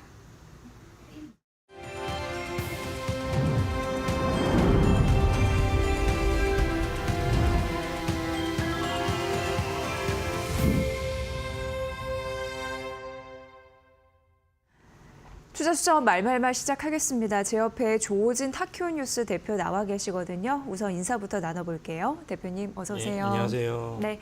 네, 시장 안과 밖으로 정말 신경 쓸 게 많은 요즘인 것 같습니다. 네, 오늘 투자 수첩 말말말 어떤 인사 속에 어떤 투자 전략 힌트가 숨어 있을지 우선 그 말부터 공개를 해드리도록 하겠습니다.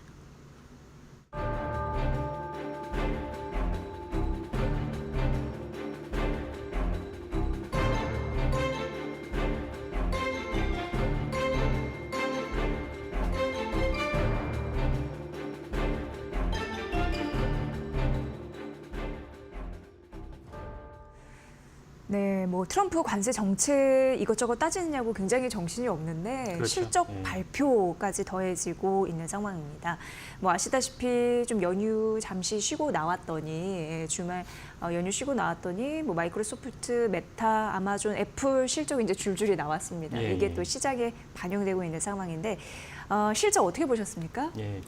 그 결국은 이제 주가는 실적에 반영한다 이렇게 보시면 되겠고 그래서 트럼프 관세 정책 때문에 뭐 전 세계, 미국뿐만 아니라 전 세계가 뭐 증시가 휘둘리고 있지만 하지만 여기서 또 중요한 것은 만약 관세 때문에 실적이 실제로 나빠지면 그만큼 주가도 더 하락을 하거나 상승 여력이 이제 없어지겠지만 관세 때문에 주가가 휘둘릴지라도 실적이 예상만큼 잘 나왔다. 우리가 생각한 거 이상으로 어느 정도 나왔다. 이러면 또 주가가 탄력을 받고 이제 상승하고 시장도 어느 정도 안정을 취하게 됩니다. 그런 점에서 이번에 마이크로소프트랑 메타가 실적을 발표했고요. 그리고 이제 오늘은 새벽에 아마존도 실적을 발표했습니다. 이 마이크로소프트랑 메타에서 중요한 점은 무엇이냐면 마이크로소프트는 이제 화면을 시청하신 분들은 다 그냥 윈도우라든지 MS 오피스라든지 이런 것들로 인식하실 수 있지만 사실은 이제 실적과 주가에서 중요한 것을 좌지우지하는 요소는 그런 요소보다는 마이크로소프트가 이제 운영하는 그 클라우드 서비스가 있으면 애저라고 있는데 애저에서 얼마만큼 이제 매출이 이제 증가했는지 얼마만큼 많은 곳에서 우려했던 생성형 AI에 대해서 너무 많은 거품이 아니냐 이렇게 천문학적으로 투자를 했는데 실제로 수요가 있느냐 수요가 있어서 니네가 실제 돈을 벌고 있느냐 이런 것들이 사실은 가늠할 수 있는 중요한 지표가 마이크로소프트의 애저가 얼마만큼 매출이 나왔고 또 중요한 것이 미국이 이제 실적을 발표하면 이제 분기 실적을 발표하면 그 다음 분기에 대한 가이던스를 반드시 동시에 발표를 하는데 마이크로소프트가 그 다음 분기에 이제 애저에 대한 실적과 전망치가 얼마나 나왔느냐가 중요합니다. 근데 어저께 새벽에 그 발표한 마이크로소프트 실적을 보면은 월가의 시장에서 예상했던 전망치를 다 업비트했습니다. 그 뛰어넘었습니다. 매출과 영업이익이 EPS도 마찬가지고요. 그런 점에서 일단 마이크로소프트가 이제 그 합격을 받았는데 더 중요한 것은 아까 말씀드린 대로 애저 그다음에 애저에 포함된 AI 클라우드 성장률이 21%에 이르렀다. 네. 이렇다는 건 사실은 대단히 놀라운 숫자라 봐야 됩니다. 그러니까 아까 말씀드린 이 부분에서 중요한 것이 무엇이냐? 마이크로소프트가 실제로 이제 더 주가 올라갈 것이냐? 생성형 AI도 수요가 여전하냐? 아니면은 그 많은 분들도 아시는 분들 계시겠지만 한 주, 두 주 전만 하더라도 야 마이크로소프트 그다음에 뭐 아마존 이런 데서 엄청나게 데이터 센터를 짓고 있는데 데이터 센터가 사실은 왜 그런지 모르겠지만은 뭔가 수요가 감소됐는지 데이터 센터에 대한 그 전체적인 매출 규모나 건설 계획이 조정되고 있다. 이런 보도도 나왔어요. 근데 이제 이번에 마이크로소프트를 통해서 클라우드의 매출이 20% 성장했으니까 사실은 아까 말씀드린 AI 생성 AI 수요는 여전히 견고하다라는 것을 알 수 있었습니다. 네. 사실 이번 실적 시즌 특히나 M7 중에 왜 중요한 그런 종목들 예. 실적이 더욱더 중요했던 이유는 작년에 그 징수를 막 끌어올렸던 가장 큰 이유가 AI 그 힘이었습니다. 그렇죠. 낙관론. 근데 그게 주저앉으면서 AI 투자 관련해서 이게 너무 과장된 것이 아니냐라는 우려감 예. 때문에 그 올린 만큼 또 빠지는 흐름들도 있었잖아요. 그렇죠. 그래서 이번 실적 시즌에 중요한 부분은 그런 M7 기업들이 AI 투자 수요가 있어서 무엇보다도 그 돈을 더 많이 풀 것인가 그게 중요했습니다. 그렇죠. 그런 예. 거에서 괜찮은 신호를 얻었다고 보시는 거죠. 예. 그래서 이제 아까 마이크로소프트 설명 들었고 그다음에 또 다른 중요한 게 메타인데 예. 메타가 이제 우리가 페이스북으로 잘 알려진 기업이고 페이스북을 통해서 많은 이제 가입자가 활동을 하고 페이스북을 통해서 광고 매출이 일어나는 것이 메타의 또 중요한 현재의 먹거리와 현재 매출을 갖다 견인하는 요소입니다. 근데 메타 역시 사실 예전에 이제 페이스북이라는 이름이었죠. 근데 메타로 이름 바꾸면서 그 메타 유니버스로 이제 탈바꿈하려고 했는데 그 전에 먼저 생성형 AI가 엄청나게 폭발적으로 일어나면서 메타도 이걸 갖다가 방향을 좀 바꿨어요. 생성형 AI로. 그래서 생성형 AI로 바꿨는데 이번에 메타가 실적을 발표하면서 컨퍼런스 콜에서 야 너네가 이제 그 AI에 대한 생성형 AI에 대한 투자 계획을 갖다가 옛날에 발표했잖아. 변한 거 없니? 했더니 메타가 아니야. 변한 게 있어. 어떻게 변했냐? 올해 우리가 발표했던 그 생성형 AI에 대한 규모를 더 키울 거야. 라고 얘기를 했어요. 그런 점에서는 사실은 아까 말씀드린 마이크로소프트, 메타 역시 동일하게 생성형 AI에 대한 수요가 여전히 견고하다는 것을 알 수가 있고 그 점은 이제 어떤 식으로 이제 확산이 되느냐? 당연히 엔비디아에 대한 종목에 대한 전망도 긍정적으로 볼 수가 있습니다. 그래서 이런 맥락에서 마이크로소프트가 먼저 실적을 발표했는데 메타가 실적을 발표했는데 그래서 우리는 그 생성형 AI가 관세에도 불구하고 어저께는 이제 그 휴일이었어요. 그저께 이제 우리나라 증시에서 많이 올랐던 섹터가 이제 증권업종이 아니었습니까? 이유가 뭐냐? 관세랑 무관하다. 약간 어이가 없죠. 어이가 없는데 그만큼 관세에 대해서 너무 시달리고 막 힘들어하니까 증권은 사실 관세랑 무관하지 않냐라고 생각을 하셨지만 사실은 여전히 관세 때문에 많은 곳에서 힘들어하지만 아까 말씀드린 생성형 AI에 대한 산업은 이제 초기이기 때문에 이제 초기입니다. 초기이기 때문에 그래서 마이크로소프트랑 메타가 너네 투자 계획 갖다 줄일 거냐? 실제 매출 어떻게 나왔냐 질문해서 우리 투자 계획 안 줄인다. 이런 점은 사실은 관세랑도 무관하게 그 생성형 AI에 대한 비즈니스, 생성형 AI에 대한 매출은 여전히 긍정적이고 그래서 관세가 뭐 올해 이제 6월 달에 끝날 수도 있고 뭐 늦으면 9월 달에 마무리될 수 있겠지만은 그럼에도 불구하고 만약에 이제 주식시장을 바라볼 때 생성형 AI에 대한 비즈니스는 여전히 이제 긍정적이고 성장 가능성이 높다 이렇게 보시는 게 좋겠습니다. 네, 메타가 이번 분기에서만 세계 4곳에서 뭐 10개의 데이터 센터를 지었다라는 부분을 좀 얘기하기도 했고 예정됐던 그런 투자는 집행하고 앞으로도 투자를 늘리지 않을까라는 그런 기대감을 주주들에게 좀 확인시켜줬다. 이렇게 정리할 수 있을 것 같고요. 그렇다면 엔비디아의 칩 구매는 더욱더 확대될 가능성이 있는 거겠죠? 그렇죠. 결국 이제 그것이 마이크로소프트나 메타나 이런 기업들이 계속 이제 니네 투자 계획이 어떻게 됐냐, 투자 계획 줄지 않느냐라고 얘기했을 때 우리 투자 계획 안 줄어, 심지어 더 늘릴 거야. 이렇게 말을 했을 때 그러면 그 다음에 우리가 머릿속에서 연상되는 것은 그 투자 계획을 늘리거나 더 발표를 갖다가 유지한다고 치면은 가장 수혜를 보는 종목이 엔비디아이죠. 왜냐하면 그들이 사실 투자 계획은 무엇이냐면은 엔비디아의 고가의 칩을 갖다가 사온 것입니다. 그래서 H100, H200, 지금 이제 B100으로 넘어갔죠. 이런 칩들을 사와서 자기들의 서버에다가 엄청난 물량을 갖다 장착을 하고 장착한 그 물량이 세계 곳곳에서 쓰니까 그러니까 세계 곳곳에서 쓴다는 거는 우리가 마치 처음에 1999년에 초고속 인터넷이 이제 우리나라에도 많이 보편화했을 때 이것이 사실은 얼마만큼 쓰이겠느냐. 우리가 당장 그 뉴스 보고 이런 식으로만 국한하지 않냐 생각을 했지만 지금 뭐 아마 지금 방송 보시는 많은 분들도 인터넷에서 보시는 분들 많을 것입니다. 그리고 이제 인터넷을 통해서 우리 금융도 하고 인터넷을 통해서 TV 시청도 하고 이런 식으로 생각 이상으로 플랫폼이라는 게 퍼지면서 인류 역사에 대한 많은 영향을 끼쳤듯이 이 생성의 AI 역시 그 인터넷 못지않은 인터넷을 추월하는 몇 배 넘치는 이제 충격과 영향을 끼칠 것이다. 라는 것이 이제 그 마이크로소프트랑 메타의 관점이기 때문에 계속해서 매출과 그 투자 기회를 늘리는 것입니다. 그러면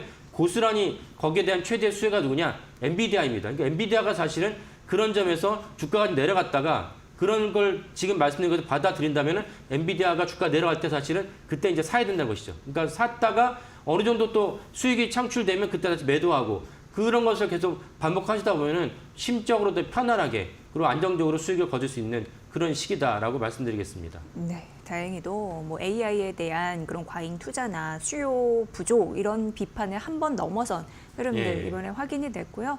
아마존도 실적이 발표가 됐는데 뭐 괜찮게 나왔습니다만 뭐 주가는 시간 외에서 하락하기는 했어요. 그 이유인즉슨 이제 클라우드 사업 부분에서 뭐 매출이 감소됐다 이런 부분도 있었는데 이를 진화하듯 그 CEO가 나와서 관세 불확실성에서도 우리는 더욱 강력해질 것이다 이렇게 예상을 했잖아요. 그런 발언을 했잖아요. 어떻게 보십니까? 그러니까 아마존은 사실은 그 전체 매출의 40% 이상이 그러니까 AWS라고 그러니까 아마존 AWS가 사실 좀 재미있는 시스템을 갖고 있는데 뭐냐면 우리가 아마존은 온라인 쇼핑몰을 갖다가 운영하고 아마존 매출 견인하지 않습니까? 근데 온라인 쇼핑몰의 상당 부분이 1년 내내 균등해서 매출이 발생하는 것이 아니고 우리가 잘 아는 대로 11월부터 12월까지 블랙 프라이데이부터 크리스마스 시즌에 많은 매출이 발생하고 주문이 많아지다 보니까 아마존 입장에서는 그러면 그 1년 내내 데이터 센터를 운영할 필요 없겠다라고 생각을 했어요. 그러니까 아마존은 어쩔 수 없이 우리가 데이터 센터 운영하지만 특정 시기만큼만 몰리니까 그 나른 시기는 무엇을 할 거냐라고 생각을 하면서 아마존이 보유하고 있던 데이터 센터를 갖다가 다른 곳으로 임대하는 사업을 펼쳤어요. 그게 AWS입니다. AWS가 그런 식으로 시작을 했는데 그 클라우드 서비스 그런 식으로 시작했는데 나중에 생각을 해보니까 구글이든지 마이크로소프트 입장에서는 아마존은 사실은 자기들보다 몇 등급 아래에 있는 그 기업들이거든요. 근데 이 기업들이 클라우드 서비스를 엄청난 매출을 올리니까 마이크로소프트랑 구글이 후발주자로서 클라우드 서비스 시작을 했어요. 그래서 그런 것 히스토리도 이제 이해하시면 좋겠는데 이번에 아마존이 동일하게 한 2주 전에 이 아마존 너네 좀 그 데이터 센터 좀 잘못되고 있다는데 그런 얘기가 있었어. 그러니까 지금 화면에 보시는 게 뭐냐면 케빈 밀러라고 아마존의 글로벌 AWS 부사장인데 아니 그렇지 않아. 우리 여전히 우리 AWS의 생성 AI에 대한 수요가 굉장히 견고해. 그런데 무슨 우리가 그 문제가 있다 하는 거 하냐라고 본인이 직접 그 화면을 보시면 이제 빨간 줄로 박스 친 것이 그 케빈 밀러 사장의 이제 발언 중요한 우리가 눈여볼 핵심 발언입니다. 근데 신기한 거는 이 케빈 밀러의 발언이 어디서 나냐면 그 X라든지 예전 구 트위터라든지 페이스북이라든지 이런 것이 아니고 그 링크드인에서 자기가 이런 발언을 했습니다. 그래서 이 때문에 이제 그때도 아마존과 그 다음에 이제 엔비디아 주가가 내려갈 듯 하다가 이 발언 때문에 생성 AI가 여전히 견고하구나라는 것을 시장이 인지하면서 어느 정도 주가가 이제 보합했던 그런 적이 있었습니다. 네. 근데 이제 어쨌든 관세 불확실성에서 더욱더 기업들이 그 숨통을 쥐는 흐름들이 있었는데 그거에 대해서는 약간 벗어난 느낌도 어느 정도 있네요. 앞으로 그런 흐름들 지속적인 투자, AI 시대에 대한 여러 가지 뭐 투자 전략에 대한 인사이트를 줬던 그런 실적 발표가 아니었나 싶고요. 자, 그럼 이제 관세 말고 또 어떠한 부분을 우리가 고려해서 앞으로 봐야 될까요? 그래서 사실은 지금 말씀드렸는데 엔비디아가 오늘도 주가가 올랐거든요. 그러니까 관계된 우리나라 종목들이 대표적으로 이제 SK 하이닉스죠. SK 하이닉스 그다음에 테크윙, 그다음에 이스페타시스 이런 종목들이 이제 생성 AI 밀접한 관련된 종목들입니다. 이 종목들이 그래서 오늘 이제 SK 하이닉스가 지금 화면에 보신 대로 그 시총 2위 기업이 2.2% 올랐다는 거는 엄청난 폭발력을 보여줬다 이해하시면 됩니다. 다른 무슨 뭐 그 정치 테마주처럼 뭐 15%, 20% 이렇게 올릴 수는 없죠. 근데 이런 SK하이닉스가 지금 2.2% 올라오고 있다는 거는 그 엔비디아에 대한 그 검증이 어느 정도 끝났다라고 생각하면서 시장이 다시 반응을 했다. 이렇게 이해하시면 되겠습니다. 그래서 이런 종목들은 아까 말씀드린 대로 생성형 AI가 계속 우상향할 수밖에 없는 구조가 있으니까 그러면 이제 자금을 마련해서 투자했다가 특별히 언제 투자하느냐? 시장이 오해를 하거나 그럴 때 주가가 예상외로 꺼질 때 그때 들어갑니다. 그때 들어갔다가 그러다가 어느 정도 내가 기준선 정해놓고 기준선은 3%, 5% 혹은 15%라는 수익에 대한 기준선을 도달하면 무조건 매도를 하시는 겁니다. 매도를 했다가 다시 아까 말씀대로 이 종목들은 우상할 거니까 그러면 누군가의 잘못된 오판으로 주가가 다시 내려가면 그때 다시 내가 갖고 있는 종목에 대한 포트폴리오만큼 투자를 했다가 그다음에 기준선을 정해내서 수익을 갖다 창출하면 다시 매도를 하는 이런 전략 계속 구현하시면 됩니다. 언제까지 이런 전략 구현하느냐? 관세 이슈가 사그라질 때. 관세 이슈가 언제 사그라지냐? 결국 미국 트럼프는 바라는 게 뭐냐면 중국에 대한 제재이거든요. 그래서 중국과 미국 사이가 어느 정도는 이제 윤곽이 드러나고 더 이상 확대되지 않을 것 같다라면 그때 관세 이슈가 사그러집니다. 그러면 그때는 이제 아까 말씀드린 트레이딩보다는 꾸준하게 내가 적립식으로 여유 자금만 생기면은 아까 말씀 종목들 꾸준하게 사다가 어느 정도 장기 투자하는 것도 필요하다라고 말씀드립니다. 그래서 이런 것들을 더불어서 보시는 게 좋겠고 또 하나 우리가 중요할 이 생선 예의에서 중요하게 체크해야 될 부분은 무엇이냐면 결국 엔비디아가 전 세계 대장주니까요. 네. 트럼프 대통령이 이제 처음과 다르게 엔비디아의 중저가였던 H20은 중국에 팔아도 된다 그랬다가 갑자기 말을 바꿨어요. 왜냐면 중국 애들이 화웨이 이런 데서 우리가 만들 수 있어 이런 얘기하니까 제가 볼 때는 뭐 밑도 끝도 없고 뭐 근거 없는 소리지만 그래도 이제 외교안보 차원에서 불안을 느끼는 미국의 여러 이제 세력들이 트럼프 대통령한테 야 H20도 못 팔게 해. 그래서 H20 못 팔게 했어요. 그랬더니 최근에 어떤 발언까지 나오고 있냐면은 지금 언론 보도인 거지 백악관 공식 설명은 아니지만은 가능성이 있다고 봅니다. 적대국 외에도 우방에도 엔비디아의 고가치 판매를 갖다가 제한하겠다. 그러면 사실 어쩔 수 없이 엔비디아가 매출에 줄 수밖에 없습니다. 그러니까 이런 것들을 할 때 동시에 고민하시는 게 좋겠다라고 말씀드리겠습니다. 네, 말씀해 주실 때 잠시 그 AI 플러스 반도체 이렇게 교집합인 종목들을 네. 살펴보니까 SK하이닉스 이수페타시스도 오늘 장중에 9% 넘게 급등을 그렇죠. 했더라고요. 네. 그리고 뭐 테크윙, HBM 관련주, 뭐 미래 반도체 이런 종목들이 오늘 예. 시장을 리딩을 하고 있는데 관련이 있습니다. 그리고 말씀해 주신 부분 보니까 지금 미국 쪽에서도 사실 뭐 AI나 반도체는 안보라고 생각을 하잖아요. 그렇죠. 기술상. 근데 우리나라 입장에서도 이런 기술력을 갖고 있는 기업 같은 경우에는 관세 협상에 대한 하나의 그 카드로 활용할 수 있는 거잖아요. 그렇죠. 그게 예. 기업 경쟁력 조금 더 부각되지 않을까라는 생각도 드네요. 예. 예, 예. 그러니까 이 반도체가 미사일이나 항공모함 같은 전략 자산이라는 것이 언제 인식되게 되느냐? 전임 바이든 대통령이 그때부터 이걸 갖다 강조하면서 중국에 대한 제재를 취했어요. 중국이 사실은 계속 우리가 서방에서 주는 그 반도체 첨단 장비를 갖고 계속 따라오다 보면은 어느 시점에서는 우리가 컨트롤할 수 없는 그런 지경이 이른다. 그래서 바이든 정부가 집요하게 중국의 첨단 반도체 14나노 이상은 이하는 못 들어가도록 했죠. 그러니까 그런 관점에서 반도체가 항공모함이나 ICBM 같은 그런 전략 자산이라는 것을 우리가 인식해야 됩니다. 우리가 갖고 있는 우리의 장점인데 우리가 인식하지 못하는 경우가 있어요. 그러다 보니까 사실은 지난번에 박근혜 정부 당시에 우리가 사드로 엄청난 굴욕을 겪었습니다. 우리나라 땅에 우리가 설치한 땅도 아니에요. 미군이 우리 한미가 이제 엄청난 혈맹 관계 아닙니까? 미군이 미군 기지에다가 사드를 갖다 반입하겠다는 거를 중국이 반대하고 나서니까 뭐 우리가 뭐 어쩔 바 몰랐습니다. 그럴 때 우리가 사실은 아까 말씀 반도체라든지 전략 자산을 생각한다면 아니 뭐 우리가 뭐 하겠다는 것도 아니고 미국과 우리 관계가 알지 않느냐. 근데 미국이 하겠다는 거 우리가 어떻게 반대하느냐. 근데 너네가 만 끝까지 반대하면서 우리를 갖다 제재를 한다면 그럼 우리도 좀 뭐 너네 충칭과 시아렌 반도체 공장 좀 중단할 수 있을 것 같은데 이런 식으로 하면은 중국도 사실 그렇게 강경 노선을 취할 수가 없는 거죠. 저는 그때 너무 안타까웠어요. 우리가 무슨 뭐 후진국도 아니고 우리가 가진 카드가 많이 있는데 거기에 대해서 왜 불종적인 태도를 취해야 되는 것인지. 그러니까 더불어서 지금 트럼프 대통령이 HBM과 엔비디아 고가치 전략 자산이라는 것을 인식하면서 관세 협상에도 휘두르려고 하니까 우리도 더불어서 트럼프 대통령과 관세 협상할 때 아니 그러면 우리도 뭐 알겠어요. 그럼 HBM 수출 못하도록 할게요. 이러면 사실은 뭐 큰일이 나는 거거든요. 그러니까 그런 관점에서도 HBM과 우리나라 반도체를 갖다가 시각을 갖다가 추가해 주는 게 좋겠다라는 생각이 듭니다. 네. 마이크로소프트, 메타 등 글로벌 IT 기업들의 실적이 잘 나왔고 그리고 한국 수출도 괜찮은 것으로 예, 나타났어요. 그러니까 4월 수출 같은 경우에는 반도체 힘 때문에 아무래도 3개월 연속 증가세를 기록했다라는 그런 수출 성적표도 있었는데 이런 흐름 때문에 오늘 시장이 또 그래도 이제 버티는 힘이 있는 거네요. 그렇죠. 예. 그런 부분들을 살펴보시고요. 저희가 이어지는 프로그램에서 그 관련주의 흐름들도 잘 정리를 해드리도록 하겠습니다.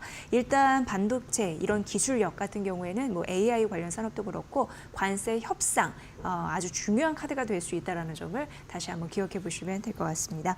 자, 오늘 투자 추천 말말말 조호진 타큐뉴스 대표의 분석으로 들으셨습니다. 잘 들었습니다. 예, 감사합니다. 네, 오늘 뭐 말씀드렸지만 견조한 미국의 IT 기업들의 수출 실적 이런 부분까지 더해지면서 증시 훈풍을 이어갈 수 있을지 어쨌든 지금은 장 초반보다 조금 더 힘이 있는 그런 모습입니다. 다만 이제 수급적인 부분에서 외국인의 기관 그 부분 이제 동반 매도가 나타나는데 이런 흐름들은 조금 더 뭐 지켜보셔야겠죠. 저희 마켓나우 2부에서 오전장 전략 추가적으로 알려드릴 테니까 잠시만 기다려주세요. 잠시 후에 뵙겠습니다.